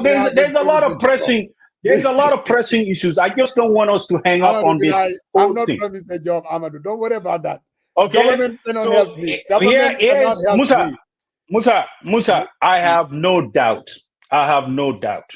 That country has been there for how many years? Right? Almost coming to 60 years. All right? Since we attained our independence. People are out there. You just highlighted when you spoke earlier, you said when you go out there around Bijilo, Bruce B area, you feel like, you're a foreigner, a lot of new folks because you've been living outside. And so we get it. But the reason why that country is moving, because I've never lose hope that that country can be better off. Yes. I did. I have no doubt about that. But I think, yes, we can speak about, make this all highlights, but where the problem lies, we need to solve that and ensure that folks are guaranteed and encouraged to come home. If you come home, for example, Musa. Who is going to do that? No, hold on a second. You said yourself. Who's going to do to make it so easy for you, so that make it so nice and appealing? No, I am not saying that. You know. Here's the thing. That's why today I think you are trivializing a lot of issues. I'm not saying that because I knew even in the United States it doesn't work like that. But what I'm trying to say, there were processes and programs in place whereby you just said it. You said a meter. You applied for a meter. Your nephew. This is not my words. Your words. Your nephew told you, next year, you're not going to have. And he was right. Do you really think if there is a process in place, regardless of who you are, whether you came from Germany or Basse or somewhere, if you apply for a meter, you pay all your fees and everything else, I think you should get a meter, regardless. That's why I said government is the problem. Government. Yeah. Musa. Here's the thing. What I'm trying to say is, yes, you use that slogan. I'm not going to use that slogan. All right. I am not. What I'm trying to say, and I think sometimes the people that we employ, like example was Mangyang. Social Security. I've heard that story again and again. No, it's not. It's not a story. It's a fact. It's a fact. He is a fact. He knows he has the ham. He has the knowledge and experience from red to green. And he put efficiency in the system. But listen. The pensioners were not even all going to Banjul. They were getting paid. If you are in Basse, you go to a bank and they get you paid there. That's the truth. That's the truth. So it's not a story. No. Bro, you're talking about but what I'm saying, what happened to him when he did all that? Hold on, what happened to him? The skill sets to government. What I'm telling the diaspora. But what happened though? What happened? What happened? Because government got in the way. Okay. That is why there is a need. Musa. Oh my God. Musa, I think what is happening, you are trying to reinvent the wheel here. You, this hardcore capitalist. Let's just go back. We are in 2025. Exactly 40 years ago, 1985. After Sol Badji's PPP bankrupted the country, they came and instituted the Economic Recovery Program, the ERP. And the objective of the ERP was so that government would get its hands out of businesses. GPMB was privatized. And this is why every time you go to Kawur, you're talking about it used to be a busting town, it used to be the trade center, now it is there. NTC. Kawur is coming back. Didn't you see my video? Okay, yeah. Because somebody built a house. Well, can I finish? Can I finish? Can I finish? Don't put down my Dandy Mayo that is on the rebounds. Yeah, of course, it has been on the rebounds for 40 years. Even Liverpool, after 30 years, were able to win a trophy. But what I'm saying here is, if you look at the ERP and what it did to our economy, and you know this, as much as I did, everything, GPMB went dead. So what are you saying? That government is the solution? What I'm saying, is that the point that you're trying to make? No, the private sector, the private sector alone is not the solution. That's what I'm saying. Oh. Government is as integral and important in the socio-economic development of our country, and will continue to be for a very, very long time. By doing less, not more. By doing less, not more. Let me ask your government, what is this government doing more than it is supposed to do? Everything. That's why I said everything. Like what? Like what? Like what? Everything. All our taxes are given to government. All our money. So let me ask you a question, Musa. Who do you pay your taxes to here? Who are you paying your taxes to here in the United States? Bro, but are you paying it to Amazon or who are you paying your taxes to here? I'm paying it to government. But let me ask you one question. Are you working for government? No. Sariang, are you working for government? No. Am I working for government? No. A good number of people. I am working. I just told you I'm working for the government. Musa, I saw a comment from Mamadou Njai asking whether he's working for government. He's not working for government. A lot of people in the Gambia are not working for government. They are working for banks. They are working for some of these building companies. I can tell you, if you look at the majority of Gambians, seriously, that's what we need to change. No, actually, Musa, the majority of Gambians are not working for government. They are unemployed. Do I believe that? Listen, Musa, the problem is not because we have a government. The problem is we have an inefficient government. A government that is surrounded by people that are corrupt, people who do not care about the average Joe, and it doesn't matter whether the government is of 2 people or 3 people. As long as you have, any way you want, Musa, as long as you continue to have a government of maladministration, you continue to have problems. I think the corruption that we are talking about is because of government. All I'm saying is that is why we need to go in there and reorganize government. I'm not going to use the word that takes that would bring the hammer at me from Sariang. But I do believe that that's the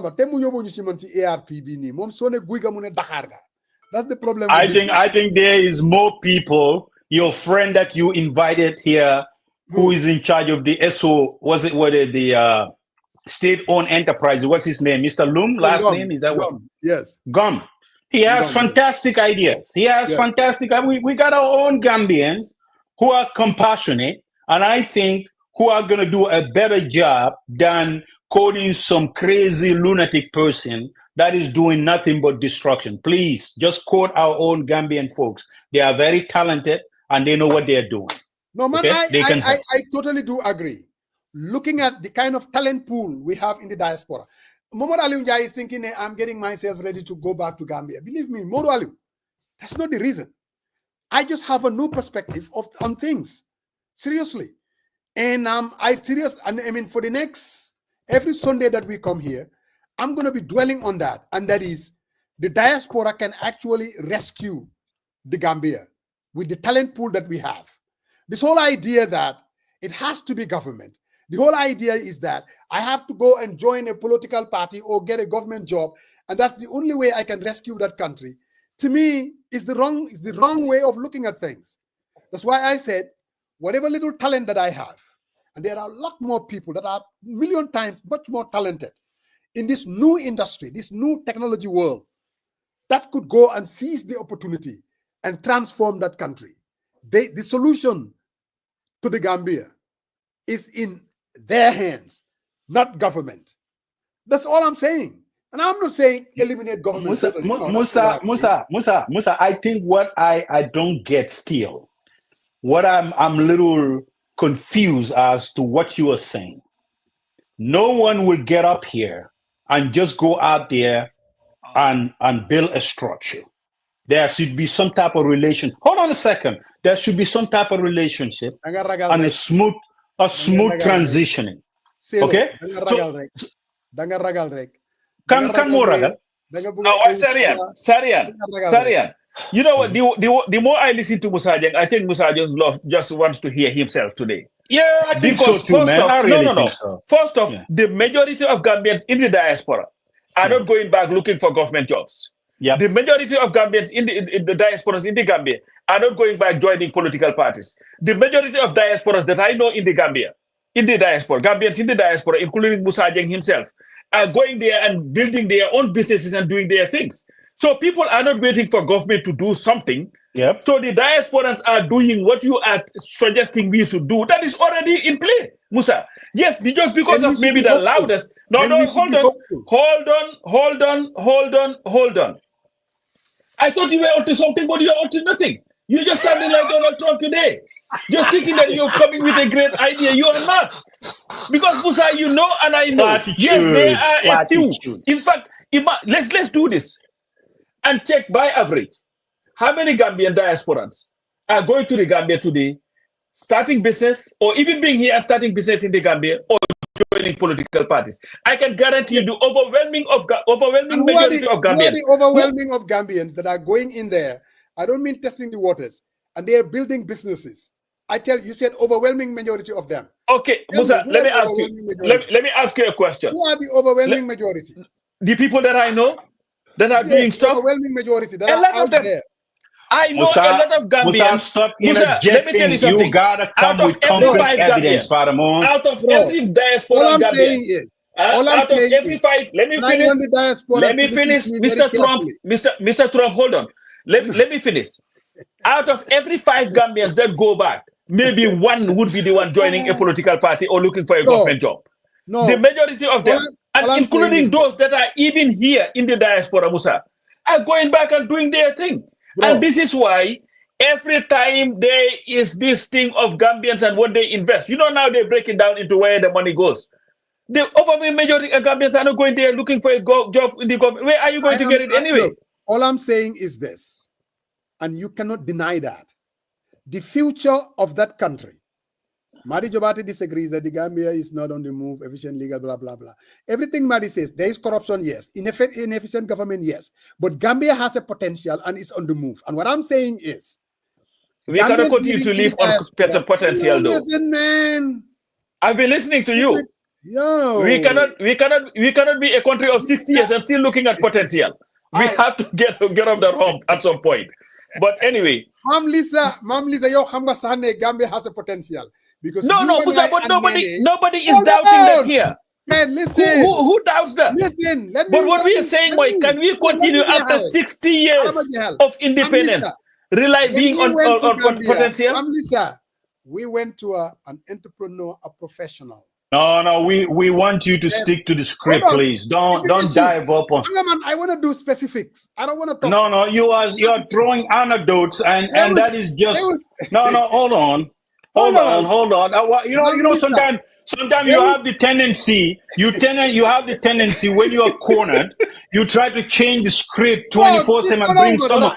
No, Mane. Lunyo ni. Naler Musa. Naler. Yow loy wax ni di wax ni hey man, let's get out there and build this country. No, man, this is what I said. Let's build this country, Faramos. Let me say this. Okay. It's Gambians. When everything is said and done, Gambians are the ones that are actually going to build that country. That's true. And I also do recognize that Gambia can never develop without the full participation of Gambians living in the diaspora. Of course. The position that we are in. Of course. What I'm saying is, for the Gambia of tomorrow, a country of 2.5 million, to become a middle-level income country, it's going to take us to go back home and take the country to the next level. Because government is not the answer. And government has to be reorganized. You know where I agree with you, Musa? Government is not the answer, especially this government that we have in there. Yes. Absolutely agree. Absolutely agree. To me, especially, I'm telling you, I agree with you totally. Yes. And you see, Musa, let me tell you something. For Gambia to develop, I agree with you. We cannot be isolated in the socio-economic development of that country, politically anyway. Mm-hmm. Okay? We cannot. And actually, if the diaspora was not involved in any way in the socio-economic and political development of that country, it would have collapsed a long time ago. We all know that. Change would not have happened. Change would it would not have happened. And I hardly made that argument. That instrumental role we play to bring about that political change. Want to buy Mudanel Faramos? And then Mudanel. We need to play to hide. Today you are not democratic at all, man. No. Musa. And you know what? I'm not Musa never get there, so he needs this opportunity. But Musa, in all seriousness, okay, we have to have a serious government in that country. Absolutely. Because Gambians also going back to the Gambia would also have to have the enabling environment to be able to also do what they suppose. And the enabling environment does not only mean we are peaceful or we are not arresting anybody and all that stuff. It should be, Musa, where if you want to open a business and you need a meter, that you do not have to bribe somebody to be able to get that meter. If you need to go and get your papers, your business registered, you don't have to go through a third party to be able to get it registered. And these are some of the problems, the bottlenecks of the development of that country. Is because of the rotten, corrupt regime that we have in place. Adama Barrow is not a solution to our problem. See, preaching to the choir. Na yala may Pap Samba na yala may la fan bu guda ak wer bu yar yaw xam nga sa wax yi. No, you know, Musa. It looks like when we were on break, Sarian was really honing on his wall of skills. You know, I hear him. He says, the new Musa, constitution, Dabo. I'm begging Dabo to do. And Musa, yeah, this is where I want to segue to something else. You see, greed.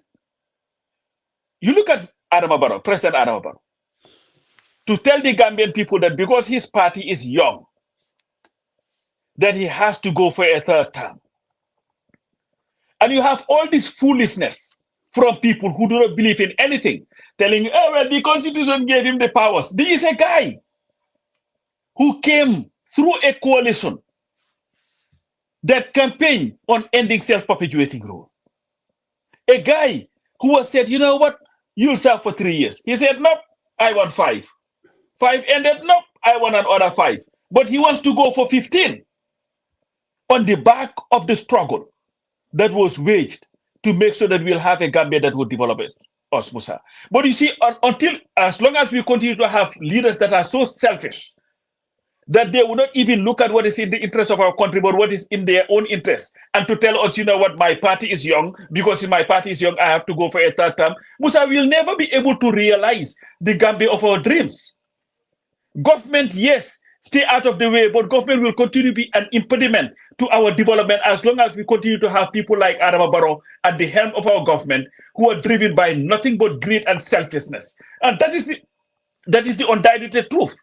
It is the unalloyed truth. And that's the problem, Musa. Yeah. Can you imagine? What do you say to that, Musa? What say you to that? Let me say this. Thank you. Say something. I've always been saying something. Like Pasamba, I watched that interview very carefully. And I saw what the president said, that he's going to run for a third term because he doesn't want his party to die. Not only do I think the statement itself is unbecoming, but I think he got it all wrong. He could have framed it a little bit differently. And maybe it will be even much more palatable to some people. And that is, if he were to say, I'm running for a third term because the Constitution gives me the right to do that. And secondly, I have a vision that I've already started and I want to continue it. I'm running because of the Gambian people. But for him to say that I'm running because I don't want my party to die, the guy would continue to run because anytime he's out of the equation, NPP is not a party brought together by people that have shared values. He is the glue to that party. If he's out, there is no NPP. Nothing is holding it together. The people that are telling him to run, they know if he doesn't run, there is no NPP because they will not be able to agree on one single candidate. That is the truth. It's not about, even in the next 10 years, if he's president, he has to continue running, to be honest with you, for his party to stay together. It's not the timing. So to me, that's rubbish. The president is running because he's an incumbent. Being an incumbent, they believe that gives him a leg up on advantage to win 2026. That is why he's running. The people that are telling him to run, they know these are the political class that I'm telling you about. If he's out of the equation, they will not belong to that class anymore. They will become an average Joe. Dañoo door ñoom tamit di am problème essence. Dañoo door ñoom tamit di am problème nduga, survival. So they want him to run because they don't want to change their status quo. Now, you see, where I differ from people, The president has made his declaration, his choice. The Constitution allows him to do that. But we have a say in the matter as people. Ultimately, we are the ones who put him there, didn't we? Degala offense ariang. Ñun ñoo ko fa dugal. Pasamba is right. He was supposed to be there for 3 years. There was a betrayal. He walked away. He's there for 10 years. He wants to be there for another 15 years. The people that put him there are the same people that can stop him. The question that I want to ask, and I've been thinking about this for the longest.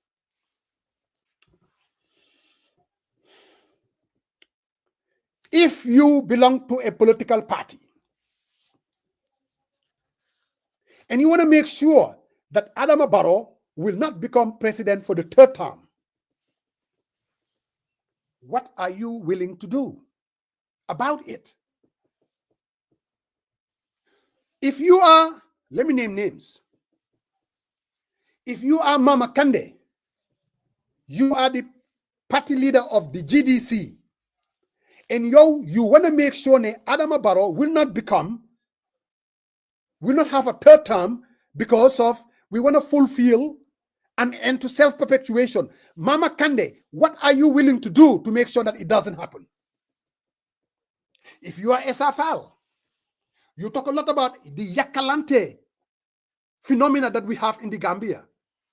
The political class, the Yakalante each other at the expense of the poor people, the corruption.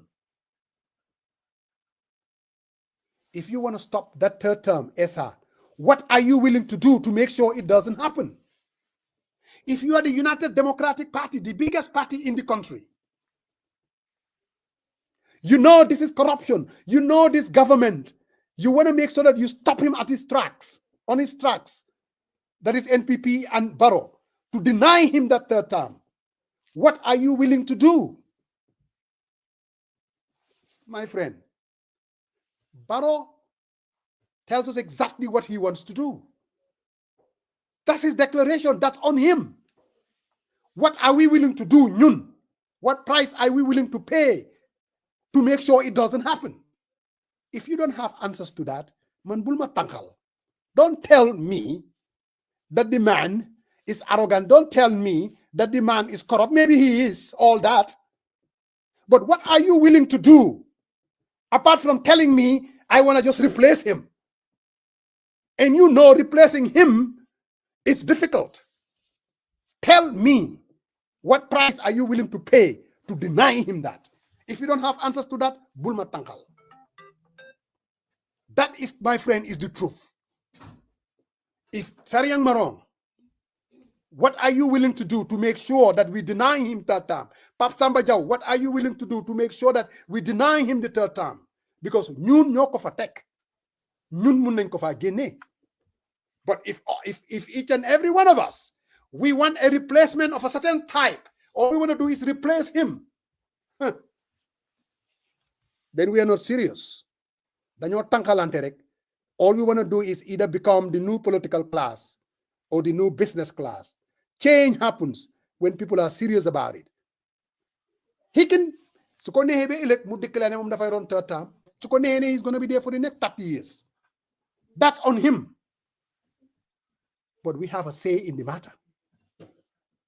And that, to me, is the real, talking to the gallery and talking this and talking that like my friend Pa Samba would do sometimes. That doesn't cut it. Let's deal with the meat of the matter. We can change our condition if we are serious about changing that condition. Man, that's my take on this whole thing. Again, by the way, thank God you got your mojo back.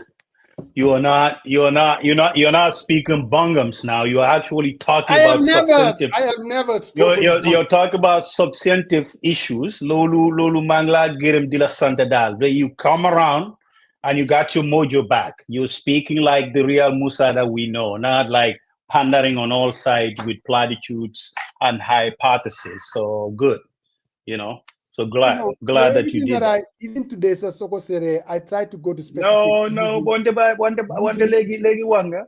Mang degno nala, mangla gerem dila santa. You get your mojo back, and now we can have a conversation. That's what everybody was trying to get to. So I'm glad you came around. So thank you. Yeah. So Musa, I think I heard you, what you're saying. And I think what Coach is saying, though, yes, how can we stop him? You know, it's up to you. Ask the question, rhetorical question to those two party leaders. But also, let's also look at what in itself, with all the challenges you highlight, right? I mean, irrespective of we got good roads, we got this, but the challenges are still there and they are ingrained and sustained. And in order to root that out, we're in 60 years of independence and still now there is this backlog of systematic, inefficiencies and corruption in the government. So to take that out, yes, I agree. It's just not switching one person to another. We have to look at a holistic and more at a macro level to ensure that the efficiencies are widespread within our government institutions. And it's not going to take that long. But the idea that with all that, sometimes if some people say, Sarian, this, I reflect, irrespective of my personal gains or whatever. But I go in there, I sleep on, I reflect on, am I the person? Barrow is not a gene, he's a human being.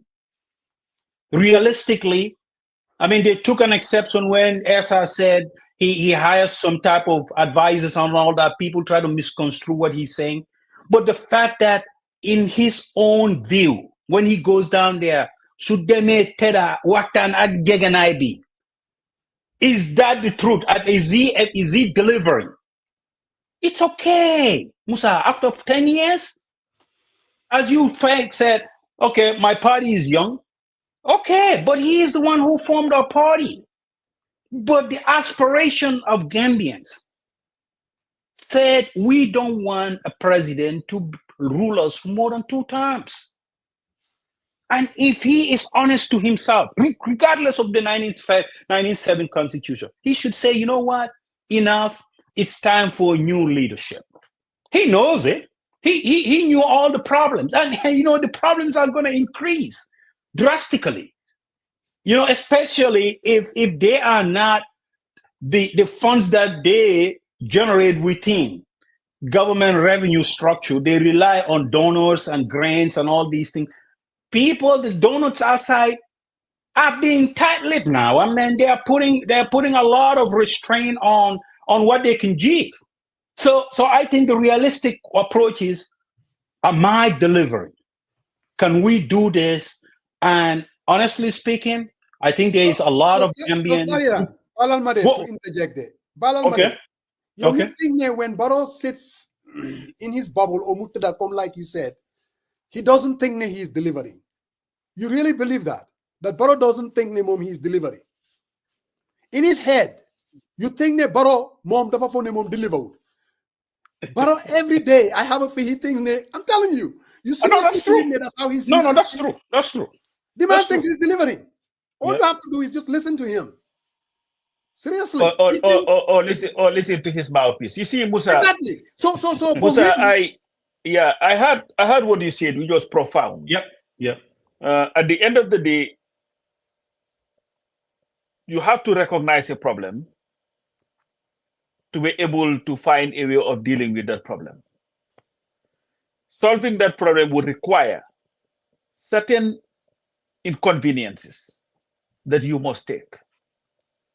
To the Gambian people, the question that you ask is, we ask ourselves, what are we willing to do to make sure that Barrow will not have a 3rd term? Exactly. That's what that is the fundamental question. Musa, hold on. You and I, Buljambas, you and I, Sariang, and a whole lot of people, let's remember how we got here. For 22 years, we ask ourselves, what are we willing to do to make sure that Jammeh will not continue to kill our people to be out of there? That was the question that we woke up every day asking ourselves. That was the question that pricked our conscience. That was the question that jolted us into action every single day. Now, to the selfish-minded people or the simple-minded people, they're hanging on to, but what bad is it going to do if he is the president? We must ask ourselves, why should we not even allow Barrow to run for a third term? Musa, today is the 9th, isn't it? Yeah. In 9 days, Gambia would have been independent for 60 years. And throughout that period, the Gambia had seen only 3 leaders. And the reason why, Musa, you're sitting here talking about government is the problem, is that because government has systematically failed to address the basic needs and aspirations of the Gambian people. And I believe that if we had had the opportunity of a term limit, Musa Jeng would have come and done his 2 terms. Sariang would come with a different agenda or vision to act and help the people, or even maybe carry on the legacy of Musa. And this is why every government that has developed has operated. We've seen what happened in Ghana. People were really disillusioned with Nana Akufo-Addo. And what happened? They decided, you know what? We are now electing a different political party to come and run the affairs of this country. And if Mahama cannot deliver in the next 5 years because he had already had a term, they would go and elect somebody else. You give the country a chance. You look at Senegal. The reason why Senegalese were adamant that Macky Sall was not going to have a third term is not because of Macky Sall had not built roads and all this infrastructural development. No, but Senegal realized that we cannot continue to have the same group of people running the country over and over and over and over and over again. So now they have a new government, and if they do not deliver, chances are they will not be there for 10 years. Somebody else would come. But you see, Musa, we have to look at what is in the interest of the Gambia, all of us. And that is the political parties, that is civil society, that is private individuals. But political parties too cannot continue to act like they and they alone can solve this problem. Gambia would need a grand coalition, again, to be able to defeat Adama Barrow. Because he is entrenched, they're using state resources for whatever they do. So we'll need a coalition. And the argument must be very clear to the Gambian people. Because again, Musa, there is a bitter taste in the mouth of Gambians as to how Coalition 2016 was just destroyed. But again, like you said, we cannot continue to worry about what Barrow said. It is high time for us to act to make sure that he would not succeed. Because I believe Gambia would go to the dump if Adama Barrow should win a third term. Let me say this. I think a third term of Adama Barrow would be a lot worse than it is now. We don't have control over whether Adama Barrow, what he says. Man, I do believe Adama Barrow is going to run for a third term. If you ask any Gambian anecdotally, even the people that can't stand him, they don't see a situation that this man can be defeated. Musa, sorry, I want to address something. No, hold on. I guess boy Fatih, let's stop the dishonesty. Term limits is not enshrined in our constitution. Musa, Hamgali is a serious matter. First off, you know what is dishonest? No, Musa, table interject, please. You know what is dishonest? The blatant dishonesty was manifested by your man, Adama Barrow, when he roamed around the country and told everybody, I'll only stay for 3 years. The blatant dishonesty is when Adama Barrow had an interview and was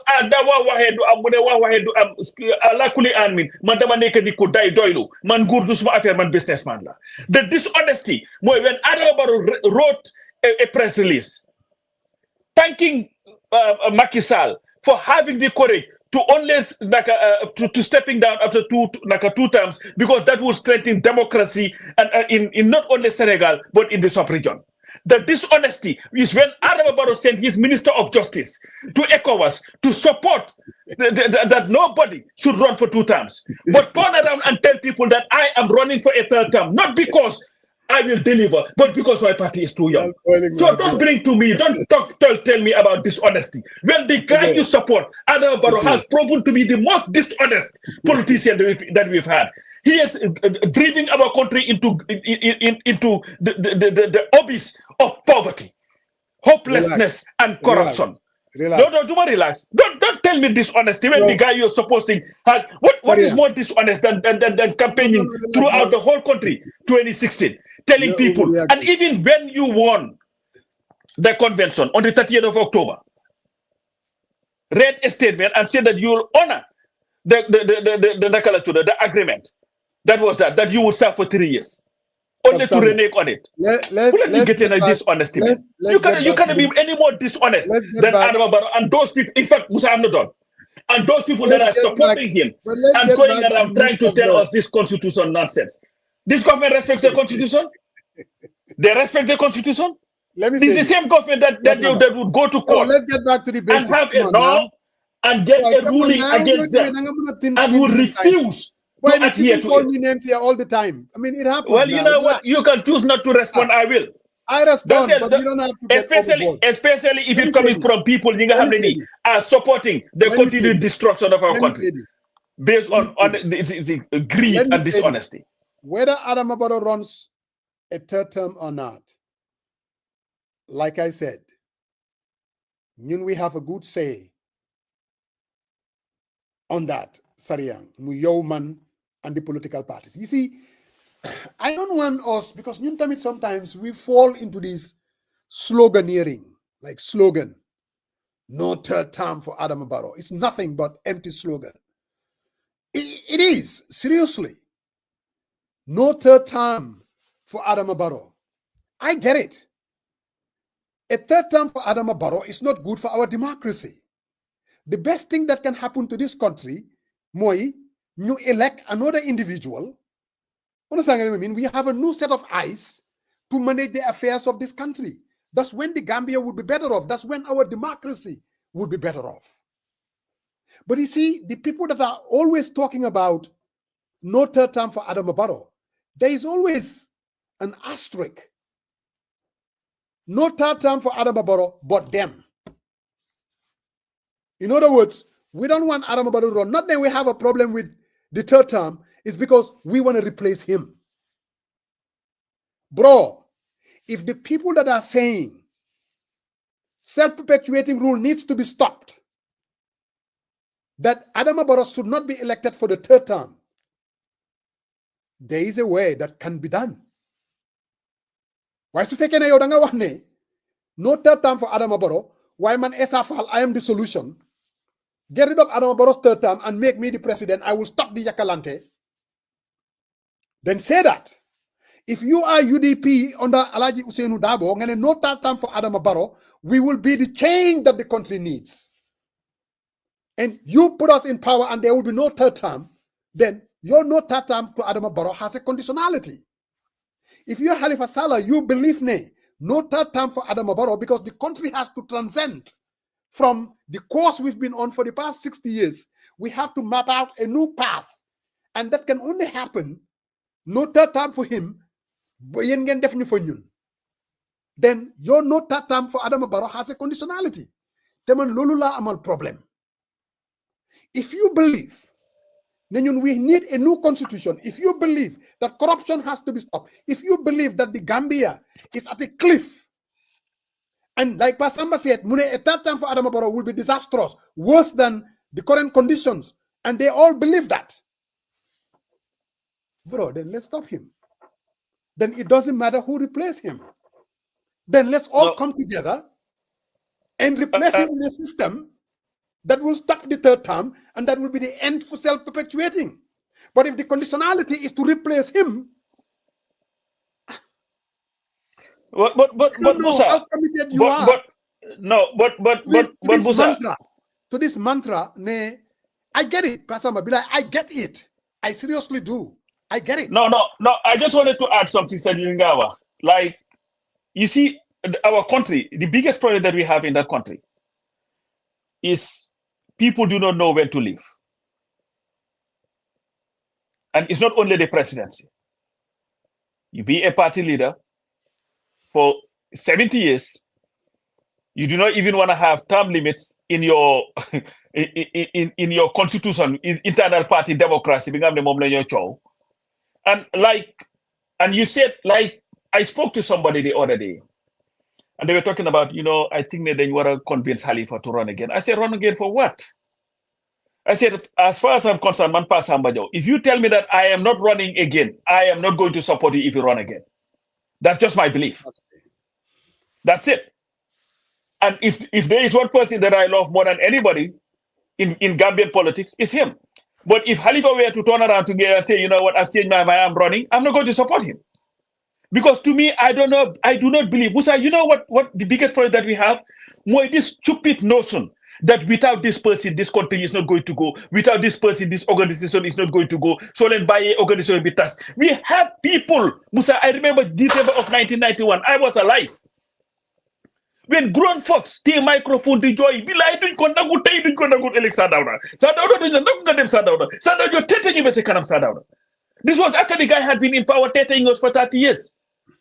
Jammeh came. You saw grown folks crying when he was leaving because they believe that the country cannot go without Yaya Jammeh. You even have people stupidly telling you, we want him back because the country, Jammeh is the solution, as if ne fatine joy help.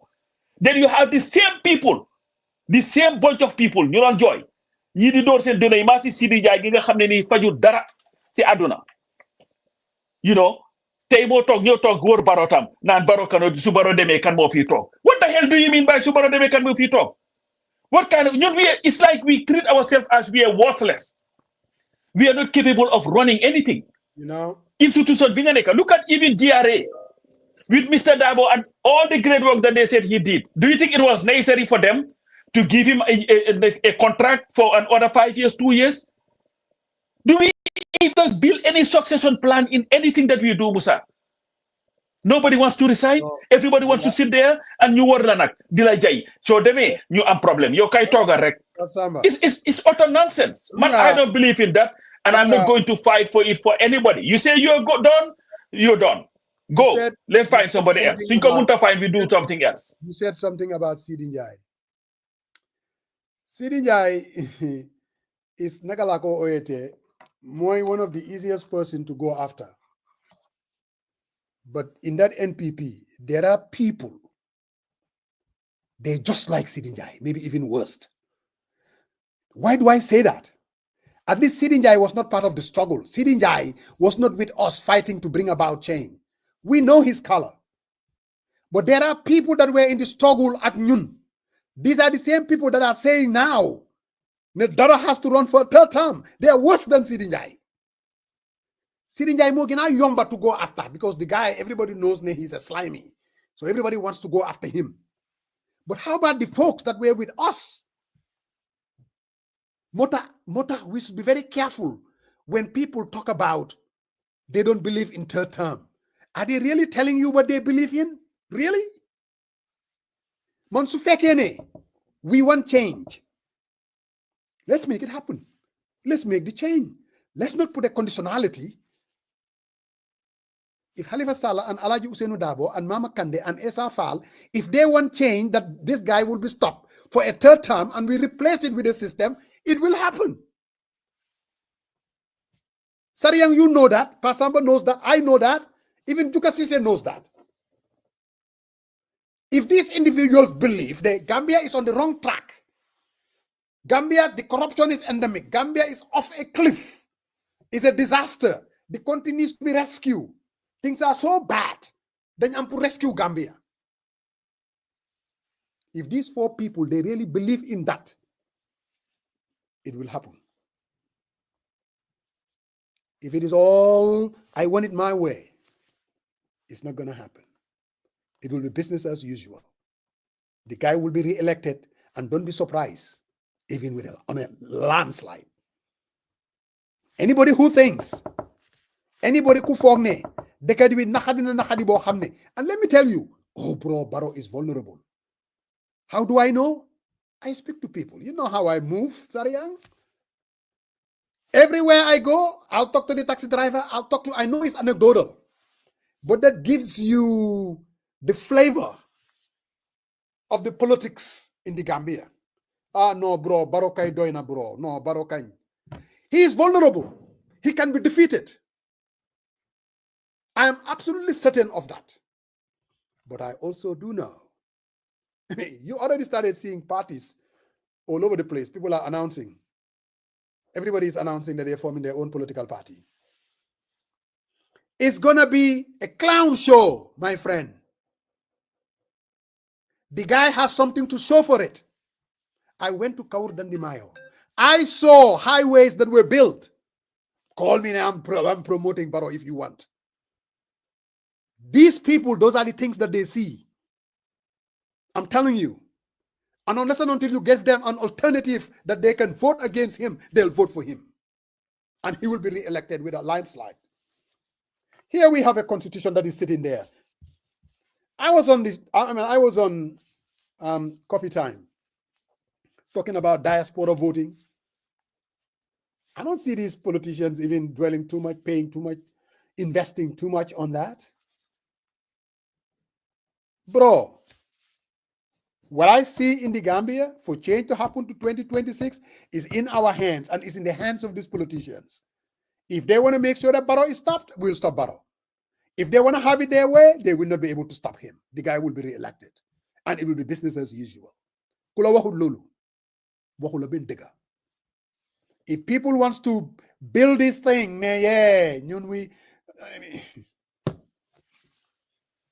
now, do I believe Esafal forming a government after Barrow that the country would be better off? Yes, I do believe that. I honest to God do. Because my number belief change in itself, new players is good for our country, is good for our democracy. I believe that. Do I believe that Alhaji Ousainou Darboe and the United Democratic Party, after all these years, now for at least a shot at governing, we would be better off as a country? I seriously do believe that. Change is good. It's good for our democracy. It'll be new players. Now, are some of these problems going to go away? They will not. They will not. Trust me. I have my doubts. But at least we will be better off. At least we have new people looking at it. Mënuñoo nekk rek boy be the same old Barrow for 10 years, ñu bàyyiwaat ko fi for the next 5 years. No, that is not good for our democracy. It's not good for our country. We need change, but we also need serious change. We just don't need to replace him. We need to change the system. The people that are advocating to replace him, are they really committed for the change? If they are, then we can bring about the change. If they're not, then Barrow will be re-elected. Seriously. Man, that's what Lola Gomtei. I mean, there's a by-election that is happening in it's in Mesemba, in Kiang, is it? It is called Kiang Masembe. Kiang Masembe. Yeah. Lol is one of the first places in Kiang that I know. I used to live with this guy at Sekunda Fofolojoge Masembe. You know. But Musa, I agree with you. And I think we all have to go back to the drawing board. We don't even need to reinvent the wheel. No. We have had a formula that worked into 2006, was destroyed. We tried it in 2016, it gave us change. But change has to happen, but it has to be concrete. You know, whatever agreement they should have this time around, we have the benefit of hindsight. Oh, Therefore, I gotta call. you know, Go ahead. but that needs to happen, and definitely we cannot continue to have these people just come to power and feel they have to sit there. And I've seen let's just change the constitution. Listen, if Barrow was interested in changing the constitution, we'll have something else by now. I don't think he is interested. And like Musa, the argument that you made at Coffee Time, let's look at this thing very closely. But again, the issue is even if you change the constitution, there is nothing that you can put in there retroactively that will stop this guy from running for a third term. No. So this notion of then change constitution. No. What we want Barrow to do is to at least, the biggest beneficiary of our fight, Sharia, is Adama Barrow. He's a guy Yep. who was brought from nothing He would tell you he did his business. We dealt with Adama. So, don't tell us you are a millionaire. You were not. Okay? You had everything, Musa. We gave you this coalition candidacy on a silver platter. He didn't fight for it, have to fight for it. Nyom OJ realized, you know what, there is a chance that if the UDP candidate did not win, that, we may not have a coalition. OJ went to work and got all these people to say, you know what, we'll make this thing work. We handed it to Barrow. In fact, they even tell you that even the application letter that he wrote to be the UDP candidate, he had to be helped by somebody to write that letter. So everything was handed to him. He was surrounded by people who had a lot more experience, who were a lot more braver, who did a lot more for the struggle. But they said, we are going to support you. He won. We said 3 years. He said 5 years. 5 years became 10 years. So there is nothing that Gambians have not given Adama Barrow. And all we are asking Adama Barrow to give us, well, at least give us the opportunity to have a president who does not overstay, a president who would not be president for 15 years. You can do it. Term limit started in this country that I live in, the United States. Because when George Washington came, what did we have, Musa? It was the era of kings. It was the era of monarchy. There was no constitution in the world that said term limits. It did not happen. Even the US Constitution of 1789. But the guy said, you know what, after 8 years, I'm stepping down. And he created a precedence. So, and guess what? He'll be the one credited today for term limits happening in the world. And that's what Adama Barrow can give us. And be the first former president who would just walk from the State House, like I said on Coffee Time, straight to his house, Musa. We already created a package for you. And you will be the first beneficiary of it because getting Adama Yaya Jammeh does not qualify. You'll have your security. All right. Before Barrow must go, our partners, we can't forget about them. Musa, do not play the ad that I gave you. You don't have to. But the other ones. I'm just saying. Welcome to Kid Aisha Restaurant. We are located at 1460 Boston Road in the Bronx. We are open 7 days a week from 1 to 12 a.m. We serve Senegambian food and American soul food on Wednesdays and Senegambian food all 7 days. We do dine-in, we do takeout. We serve chebijin, chebiapa. We do mafe, we do plaza, we do ebe every other day. We have yassa ganat with rice, super kanja with white rice and fufu. We serve a lot of delicious foods. For dinner, we do dibi, chicken dibi, penta, whole chicken. We have shawarma, lots of good food. Also, offer catering services for weddings, baby showers, birthday parties, whatever you need, we got it here at Kid Aisha. You can call us at 718-450-8606. And we're also on Uber Eats. And if you've ever been to Kid Aisha, make sure you leave a review. Thank you guys for supporting, and we hope to see some new faces.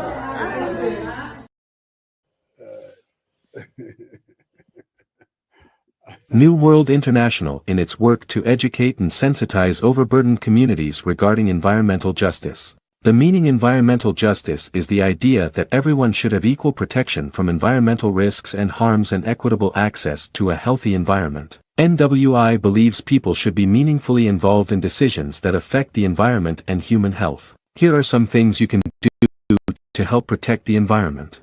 Reduce, reuse, and recycle. Volunteer for cleanups. Conserve water. Shop wisely. Use long-lasting light bulbs. Plant a tree. New World International in collaboration with the Washington State Department of Ecology will help provide training and equipment to help document and end environmental abuses. If you have any questions, contact New World at www.newworldinternational.org.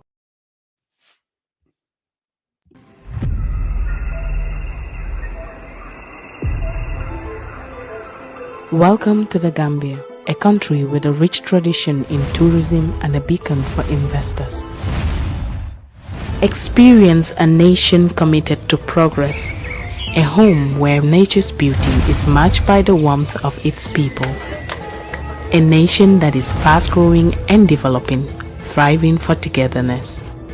At the heart of this development is the Global Properties, the Gambia's premier real estate developer, introducing you to our latest property being developed, the Lakeview, an epitome of luxury and comfort. Whether you are looking for a residence or investment property, Lakeview is the ultimate option. The Gambia is not just a place to live, it's a place to thrive. Welcome home. Welcome home, Gambian on the move. Hi everyone! I'm Alima from the Gambia, a small but amazing country in Africa. We have such a cool history here, with ancient empires and explorers from faraway places. And guess what? My new daycare is opening soon to teach you all about it and more. It's called the Afro-British Self-Paced Learning and Child Development Centre. It's going to be an amazing place where we can explore, discover and grow at our own pace. Keep an eye out for more news about ABS. It's coming soon and it's going to be awesome. Thank you very much. Thank you very much.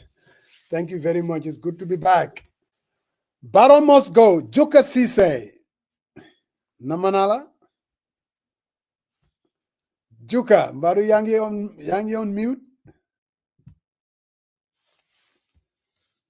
Is Juka there? Hold on. Hear me? Oh, sorry. Juka. Wa degulo ma won Musa. No, deguma la won. Jangha. Musa li du saret li internet la Musa li. Dem na ba sen wad dem na ba romb sen wad de ke mamu fana. Dem waccu lo fa nga wax len ne juka la yoni. Well, congratulations too. I guess your brother was getting married too as well, right? I know he was. He did. Gis na fa wane nga fa sa dole mané len ki moy Juka Cissé. Yo bay ma yo why waron ngay dem suma deki mam ñu teral la bo demo ñu tegal la céré ak dimba de ndiko ndoto ko defati. So Juka na nga def nak?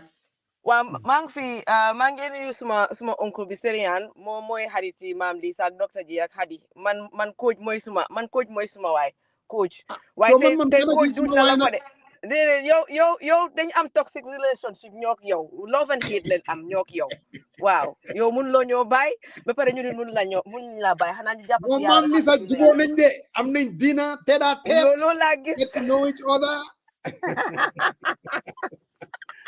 loolu laa gis wuy yaay waaye loolu duma si wax waaye ok léegi dama bëggoon a def a quick announcement xam naa ne yéen a ngi fi yàgga bëgguma jël seen time maa ngi la seen dara pour dañ ko bëgg a announce xaw ma ne yaa ngi ko gis message naa la ko léegi seen naa ko coach tamit 10 years campaign buñ nar a def si Baro dina confuse de na uti garab waaw 10 years campaign lañ bëgg a def léegi ñu ngi ñaax ñëpp ñu jàppale ñu si yéen tamit ngeen bokk si ñëpp ñu bokk si because nga yaa ngi wax dara nga ne duñ mun a wax rek te tamit ñu toog noonu te suñ loxo yi defuñ action so all of these plans are part of actions yi nga xam ne ñun ñëpp dañ ko war a def together and this is beyond Baro comme liñ doon wax li coach doon wax ak I think yow alun nga tudd this is not just about Baro this is about Gambia ñun suñ future ak suñ démocratie ku mun ci doon muy Halifa muy UDP seen leader Ousainou Darboe or anybody for that matter ku ñëw fukki at war naa doy nga abal keneen mu liggéey dañ war a set présidence boo xam ne ñëpp dinañ abide by loolu nga xam ne ñun it's not about the individual waaye li nga process yi nga xam ne moom lañ teg in place moom lañ put in place pour dëkk bi lu ko yóbbu kanam ñun ñëpp xam nañ ne Baro munut ñi ànd ak moom nag mun su lañ neexee ñu ne Baro def na waaye ñun ñu si majority Gambians yëpp doylu nañ si Baro waaye again this is not about Baro it's about pour Gambia mu jëm kanam te coach am na lu mu fi wax Baro dafa bàyyiwut xelam rek waaye gis nga Baro su bàyyi woon xelam moom moo dee wax lan la bëgga lu mu bëgga mu ne naka la ko dee waxee social ak legacy Baro mun naa set a legacy su ko buggee legacy boo xam ne moom mooy the first president koo xam ne dafa jóg mu jox keneen mu toog nekkut koo xam ne dañ ko force mu génna wala koo xam ne dafa exile ba mu génnee so Barrow mun naa def loolu waaye unfortunately ñu ko surround ñoom ñoo greedy ñooñu seen personal interest la ñoo seet because xam nañ ne su fa Barrow génnee pour ñoom ñu tedda tekki dafa jafe loolu moo tax and it's so unfair to Gambians si waaye Barrow si boppam moom moo war a delloo xelam ne mustoon a toog ba xalaat ne dina musa nekk président ni Gambia léegi nekk na président ni Gambia li mu war a def mooy mu def the right thing fukki at doy na mu enu bagaasam yi mu dem mon wasalaam loolu laa bëggoon a wax waaye suñ campagne bi 10 years la tudda campagne yi 10 years la ñoo def fi mu nekk nii mooy président bu toog 10 years nga abal ñu ndax di nga def yow di nga def vidéo di ngeen def vidéo dang ma laaj na sariya nga laaj déedéet yéen ñëpp yéen seen geng gi yéen noo leen tudda sax for the people by the people yow nangeen tuga loolu nga ñoo ooyee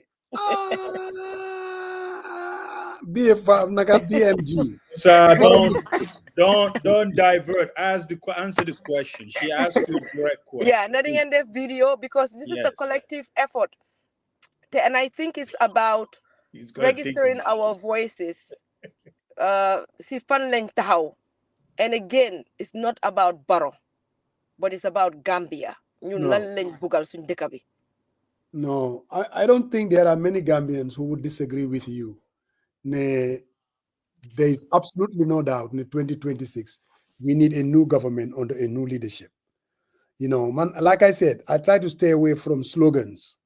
But this is important, no doubt, to put a video there and communicate. But again, like I said, for Barrow not to have a third term, Juga, is in our hands. Ñun ñoko amé. Well, no matter what we tell Barrow, you déglu nga interview me. The Barrow and his team, I don't think that there is anything that we can do to change their mind for him not to run for a third term. Oh, yes, we can. Well, yeah. Yes, we can.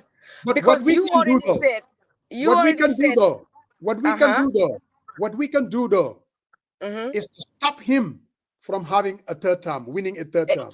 Exactly. Bobomom is in our hands. Stop him from winning. Exactly. No. Hold on. Musa, it's not to stop him from winning, but we can stop him from running. Musa, you know constitution be. The constitution is the voice of the people. The money they guy you use the excuse it's not on a constitution like a third term. Musa, there was a time bohamne women jigen waruñu vote si west bi. Yo xam nga lolu. Okay, and it was part of ñom sen constitution yiñ tek. There was a time bohamne slavery was actually legal si deka bi nekk ni. And it was part of their constitution. Why askan bi ñoo jog ñu xex ko ne we do not want this pour mu continue because dañ ko tool ñu sétat ko gis nga loi dafa evolve si aduna bi. Ya nga gis according to naka la askan bi gisee ak xalaat yi nu mo ubeko non la ñoo assé suñ mbir mi ne ñun li lañ buga te suñ ko buggee ñun askan bi dañ ko am pour am ko. The voice of the people is the constitution. I totally agree with you. In the ideal world, no. We will create the ideal world. You cannot give them excuses, though. No, you I'm cannot not giving you excuses. Because that means that you are going to also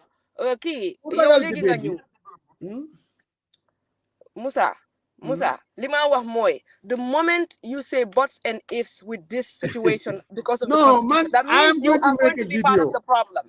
I'm just saying this. For me, it's still at our disposal to make sure that the man doesn't get re-elected for a third term. No doubt about that. And also to run. You could add that. Yes. I don't know about that. Of course. Well, you don't need to know about it, but it is again, so they can you don't know about it, meaning that you don't believe that it's possible. But other people can believe that it's possible, and it could be possible because we are the people. How many times have you ni munta neka munyo neka? Ya jame kan mo fogo ne dinen ko fi gene. No, but you see, now you are Yaya Jammeh, we couldn't stop him to run, but we were able to stop him from winning. Okay. That's all I'm Okay. saying. Now what I'm saying is there were a lot of unthinkable things yoo xam ne happen na during Yaya Jammeh pour mu génn fa yoo xam ne yow ak man ak keneen kuñ ko laajoon na dina possible daf laa wax ne déedéet. So the fact ne yow yaa ngi wax ne it's not possible kon yow yaa ngi weaken askan bi seen voices and the voice of the people matters. If the people stand ñu ne Barrow warta taxawaat taataam Barrow du taxaw taataam waaye su fekkee ne yow yaa ngi toog si plateforme nga ne Barrow munuñ ko stop pour mu taxaw taataam the only thing we can stop him is from being re-elected. No, actuality bi mooy the askan bi ñooy decide luñ buga. Now su fekkee ne man keena man juka man keena man mane Barrow mun nañ ko stop pour mu taxaw taataam waaye askan bi yëpp ne déedéet duñ ko stop kon duñ ko stop. So si askan bi la des moo tax li nga wax dafa am solo ne it's up to the individuals askan bi as a collective what do they want. And I can hear. But I agree with you. I said that nay. If there is mass mobilization, the entire country, if they don't want him to run, then he will not run. But looking at and the we're gonna do that landscape in that country, the country that I'm looking at. Okay, Musa, and we're gonna do that, and we are going to do that as a people. And what that requires is steps, actions. Okay, and ñu start those steps now because Momo talk mu ne dafa dawat te bim toogee ne dafa wax ne dafa dawat waxul ne dafa dawat for Gambia or for the betterment of Gambia dafa taxaw di wax ne dafa dawat because moom partem bi liir la. Imagine the mediocre thinking, imagine the incompetency in the president. Mu talk amul lu mu wax lan mooy the reason pour mu war a dawat for presidency mu talk naan partem bi liir la suma parti bi da xale bu ndaw la. We all know why Barrow is running for a third term. Because of his people, NPP. It's very simple. It's because clearly, I mean, the people that are around him, the political class, they want to keep enjoying. And Exactly. Barrow obviously is in this bubble. And how many of them is it? And how many of them is it? Against 2.5 million people. Look at the constituency behind them too as well. No.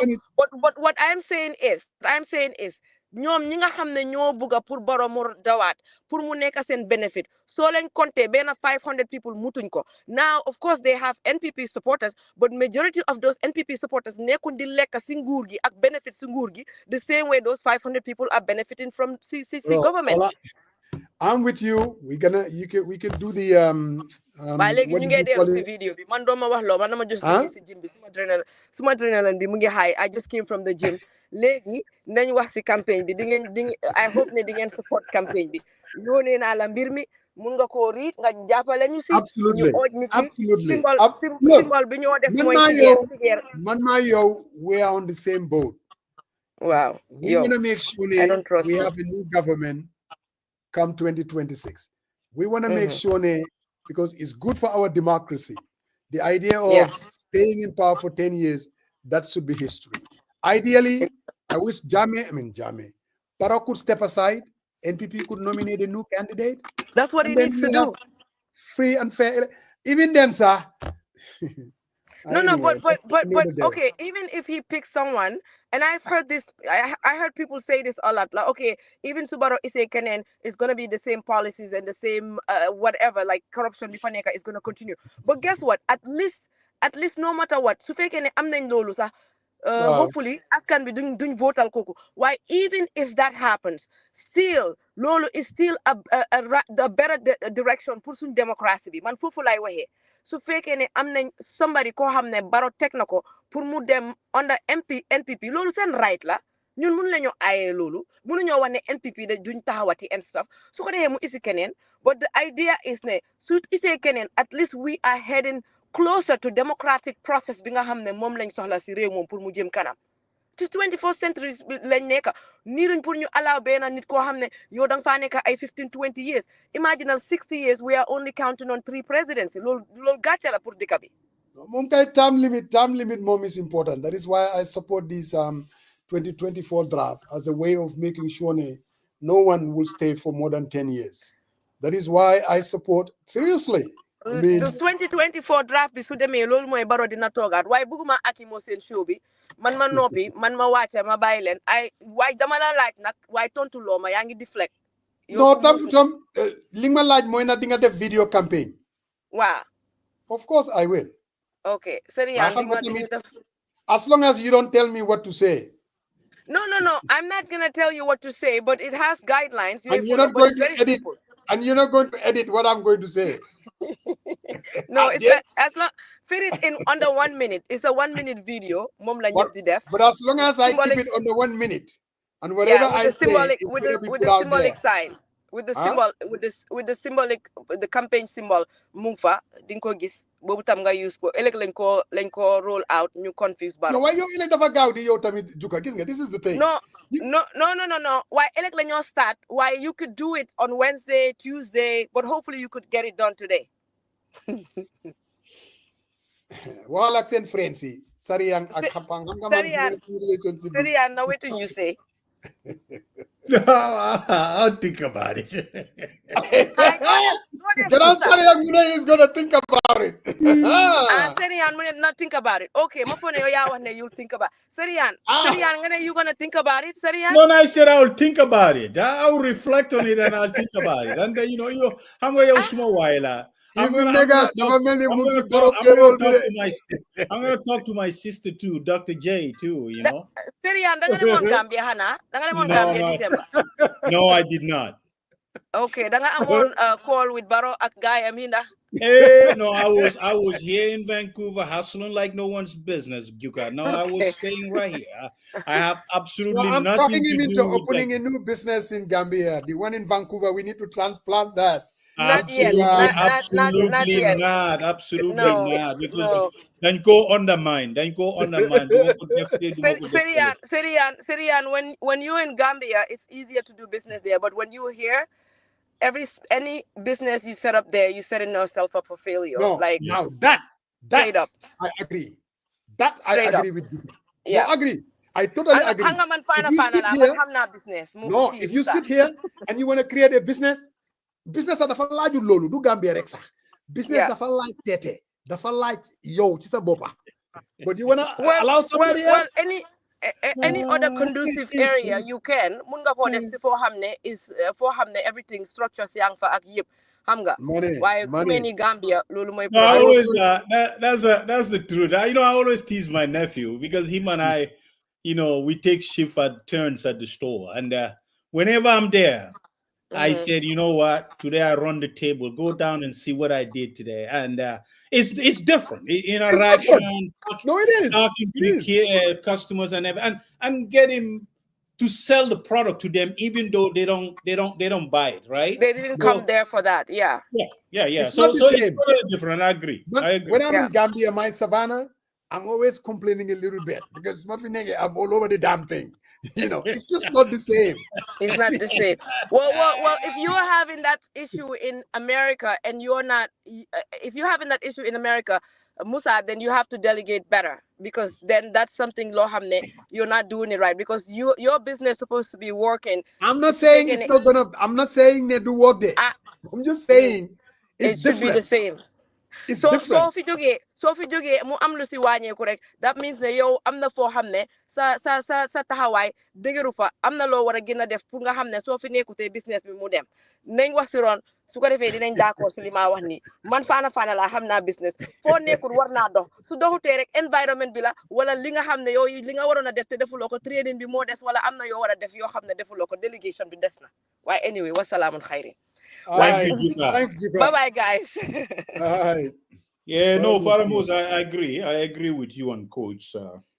Before Juka came in, I was gonna talk about all the challenges that we talk about, and I think what was it? Thursday, I was talking to someone. And I said, the thinking, we have to shift our thinking. I mean, things that we kind of grip for the past 22 years and thinking that we cannot change, being linear in our thinking and being so rigid in what we hold on to.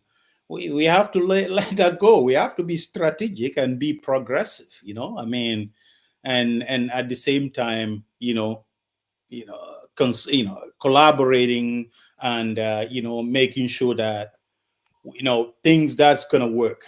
Formulas, being able to reach out to folks and talk. I mean, people would dismiss this, but the fact is, we all sat down here. We think he's not going to win in 2021. When you say that, they said the election is stolen. Okay, And it is what it is. But what I'm trying to say is it would be worst if we really felt that somehow we're not gonna sit out or in our rooms or in our conference rooms and discuss the hard choices, right?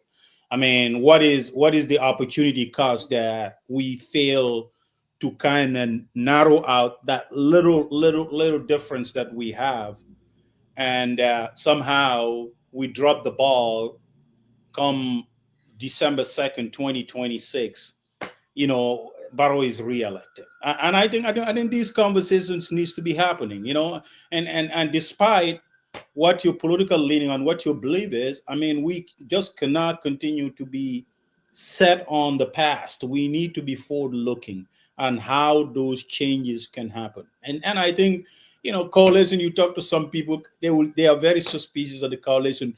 What is the problem? I mean, what happened there?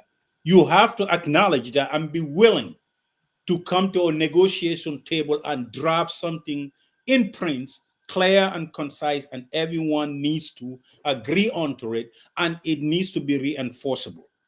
And if you're not doing that, then you're setting yourself for failure. And I think that is just a matter of the truth. So this whole thing about Grand College, it comes with preconditioning, and you should be able to navigate through those complexities and walk around and come to an agreement when folks that you share table, and folks look at the challenges, Musa, every single day. Broad daylight, 2 incidents happen, like robbing a bank, in a daylight, another one there. So if you look at all these fragile situations, you got to think about and say, not talking about the cost, the corruption, things are not working. You have to reflect on all those things, and it's not going to be an easy path. It's not going to be an easy path. I think the hard choices, the hard conversation needs to happen.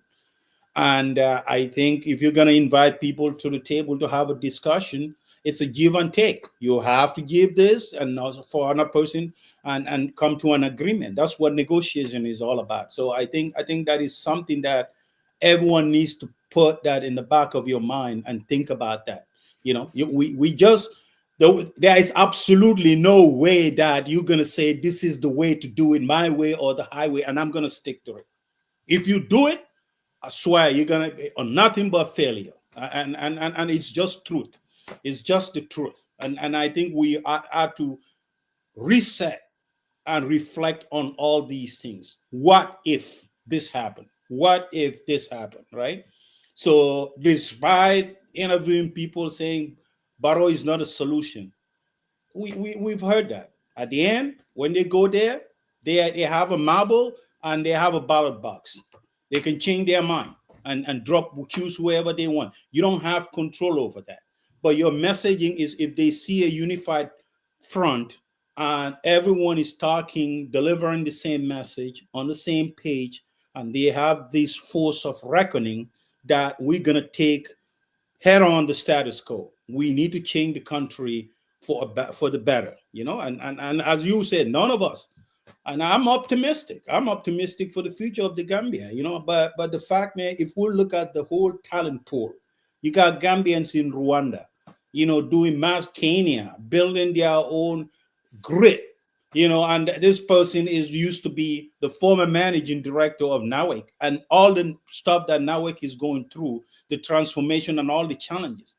And he's the brain that roll out the platform in Kenya for their main grid system. Then if these questions come to play, what are we doing? Are we more selfish and thinking about ourselves, or we're not thinking about the greater good? And it kind of sum up at the beginning of the conversation, Musa, you said, oh yeah, so buge teki fonga neka the political class. You need to be part of minister. You build this, you build it. That itself is a problem. It's a problem. So I never said that the way you frame it. No, man, they are doing good. They are doing good. They are constructing. I'm just telling you, the class of people that are basically monopolizing whatever success is in that country, more the political class, the business class, and the and some of those senior government officials. The majority of Gambians are feeling the brunt of the socio-economic challenges. Where I do agree with you, Moine. I mean, I know what Juka is saying. We're going to do a campaign. We've done campaigns before, and maybe we have to keep doing it. But you're doing a campaign because you want to change an opinion. In other words, if we put pressure on Barrow, he would give up on running for third term. Okay, I get it. But like I said, but let's Musa, before you say that, he might or he may not, right? That's a possibility, correct? I mean, he sounds like somebody that they've made up their mind. This NPP. No, that's what I'm trying to say. He has no conscience. Okay, but again, Musa, here's the thing though. I know you said slogan, and slogans are great if they are actionable. And whatever campaign you're going into, you have to also set the parameters. What are we in it for? What are we trying to gain? Nothing is insurmountable. And I believe that if you believe in it with clear conscience, go for it. No, 100%. I mean, I'm not downplaying it because clearly. No, I'm not saying wahuma ne yanko downplay. I don't know why you're so thin-skinned. You know, neka fi di jema defense about it. You know. No. I am not. No. The people calling them incompetent, dishonest. And guess what? When I you know what? And guess what? Your tolerance level is under your kneecap. That's the problem. No. One man, if I want to give honest my ankle, this I'm gonna kneecap. You raise go. Here's the thing. And when I go after those people, they can come right back at me. But don't come here telling me dishonesty when you're supporting one of the most dishonest politicians ever. But Musa, at the end of the day, people must do what they feel is best to ensure that we do not have Barrow to succeed, even if Sufekene Munloko stop from running, that he is defeated at the polls. And I think at the end of the day, that's where the end result is. That man, I don't see Barrow changing his mind. No, man, and then what are you talking about? This Omar Loom. No, Musa, you did say that.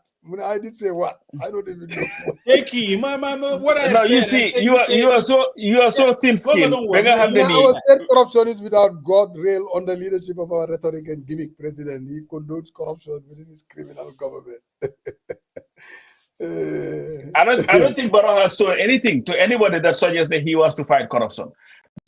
But Musa, like I'm telling you, this whole thing, Barrow should not run. It's not going to be good for our country. And I believe that people should act within their legal rights to take any measure that they can, whether it is campaigning to convince him not to run. Oh, yeah, absolutely. Or to make sure that he's defeated at the polls. Neither of these two is going to be... The campaign should focus on how to stop him from winning a third term. To me, but you know what, Hamga Musa, you can chew you're always Michael Mudaniel. No, yo, do you ever say Pasama Mel Musa Jag Mudaniel? Because Dumala Musa interrupt.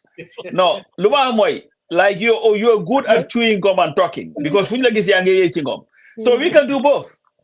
You know, we can do both campaigns could go on. Why sorry young mom, he's not committed to the campaign yet. And and you know what, and I respect that. Yeah. You know, here you go. You see, here comes your boy. When criminals are everywhere, of course they are everywhere. And you know what? But you know what the problem is? There are some people who are actively fighting those criminals, and there are some who are coddling those criminals. No, I don't think. And that's where the distinction is. I don't think that the government is coddling those criminals, though. Okay, they're not. Which criminals are you talking about? Doing what? I'm talking about the criminals that are going after banks and. That's not what I think the response is. What that guy wrote right now. Who? The people who are stealing people's money. The outright corruption that is going on. That's what he's talking about. He's not talking about the people that are going on after the banks. No. And when it comes to that, I have to give the Gambia police force their props because I think they are doing a great job. Every time somebody commits a major crime, are you going to do one of your videos and What are you talking about, man? Never mind, man. No, coach, go ahead. Coach, go ahead. Go ahead. No, in all seriousness, with the limited resources that they have, when this government is more interested in buying 56 cars for some useless National Assembly members, this police who have Nakalatura, these police who are very ill Nakalatura, they don't have the resources that is necessary. But when major issues happen, look at the robbery that happened yesterday in Banjul. They were able to apprehend the person within less than 24 hours. That was they apprehended the person that was responsible. The Access Bank robbery, my understanding is they were also able to solve that case as we speak. I think it's a developing story. So just wanted to give them credit, and want to also tell this government, listen, the stability of the country is very, very important. And I believe that at some point, they should divert some of the resources and give the police the resources that they need so that they'll be able to do their jobs. Because the Gambia police used to be very effective during Jawara. Jammeh came and reduced them into nothing. And now I don't think the government is putting as much resources necessary for this police as they are. I've been to the police to report a crime when something of mine was stolen. So and the condition in which... you think Jawara used to put a lot more resources into the police force? They did not put a lot more resources into the police force, Musa. No. Let's No. The difference was the population was not as much. People were scared of the police at that time. When Jammeh came, what he did, he pretty much destroyed the police. But again, too, the police cannot also look at what happened, Musa. The injustice. The police were able to arrest somebody at the airport with so much drugs, something that is now killing our people, only to go to court. They got a conviction, and the magistrate decided, I'm just going to fine you $500,000 for drugs. That maybe if you take the value of the drugs was in the millions, but you're just going to slap this person on the wrist, fine for $500,000, they would pay it, go about their business. The next day, they would bring some more drugs in the country. So you have to have this. I think we need to have serious sentencing guidelines, Musa. If you are caught, you don't think they have that? No. Do you think if they had that, a magistrate could just find somebody $500,000? No, Musa. No. The difference here. You live here in the United States. There are very little wiggle room when it comes to sentencing. There are very ironclad sentencing guidelines. 25 to life without parole, and this. So you have to go within those. But the fact is, somebody will be caught with those many drugs, that much drugs, and then the magistrate decided, I'm just going to fine you $500,000. You pay it. That's less than $10,000, Musa. You pay it and go about your business. So if the police are doing the job, let the Attorney General's office do the prosecution that they're supposed to do, and let the magistrates also and the judges do what they're supposed to do. But if you have magistrates being now accused of dealing drugs and all these things, but again, what I was saying before I got Dr. Musa, in all seriousness, I believe a lot more should be done to make sure that our police are fully equipped to be able to do their jobs effectively. Whenever Adababaro appoints somebody, we see the Nakalatura send I don't know where they get these cars from. Pick up recently. Can you imagine if our police were given those many pickups so that you will have police patrolling the whole country every time? It would have helped. You don't have to violate somebody's rights to police, but the police must also have the equipment to be able to do their job so that at least everybody will be safe. They can sit and talk about, crime is everywhere. But you know what's happened? Gambia is supposed to be a tourist destination. If you go in for tourism and hearing all these things that they are talking about, that would be a perception of the country. So solving that problem in itself would help in enhancing your economy. That's what I'm saying. Let's stop just being so damn defensive and all that. But anyway, I am done. But Musa Jeng, next Sunday, man, my yola fee. Go Chiefs, even though how I can. Thank you.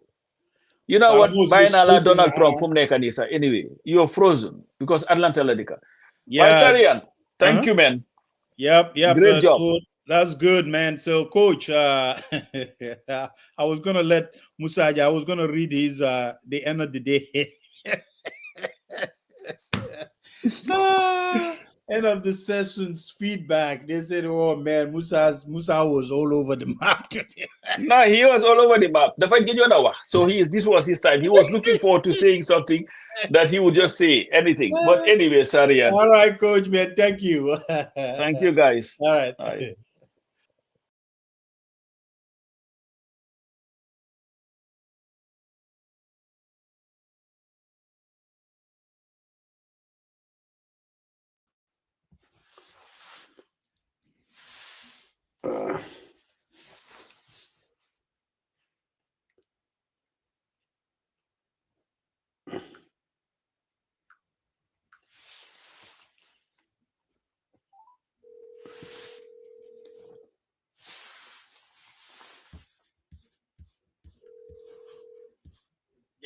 Oh, you guys left?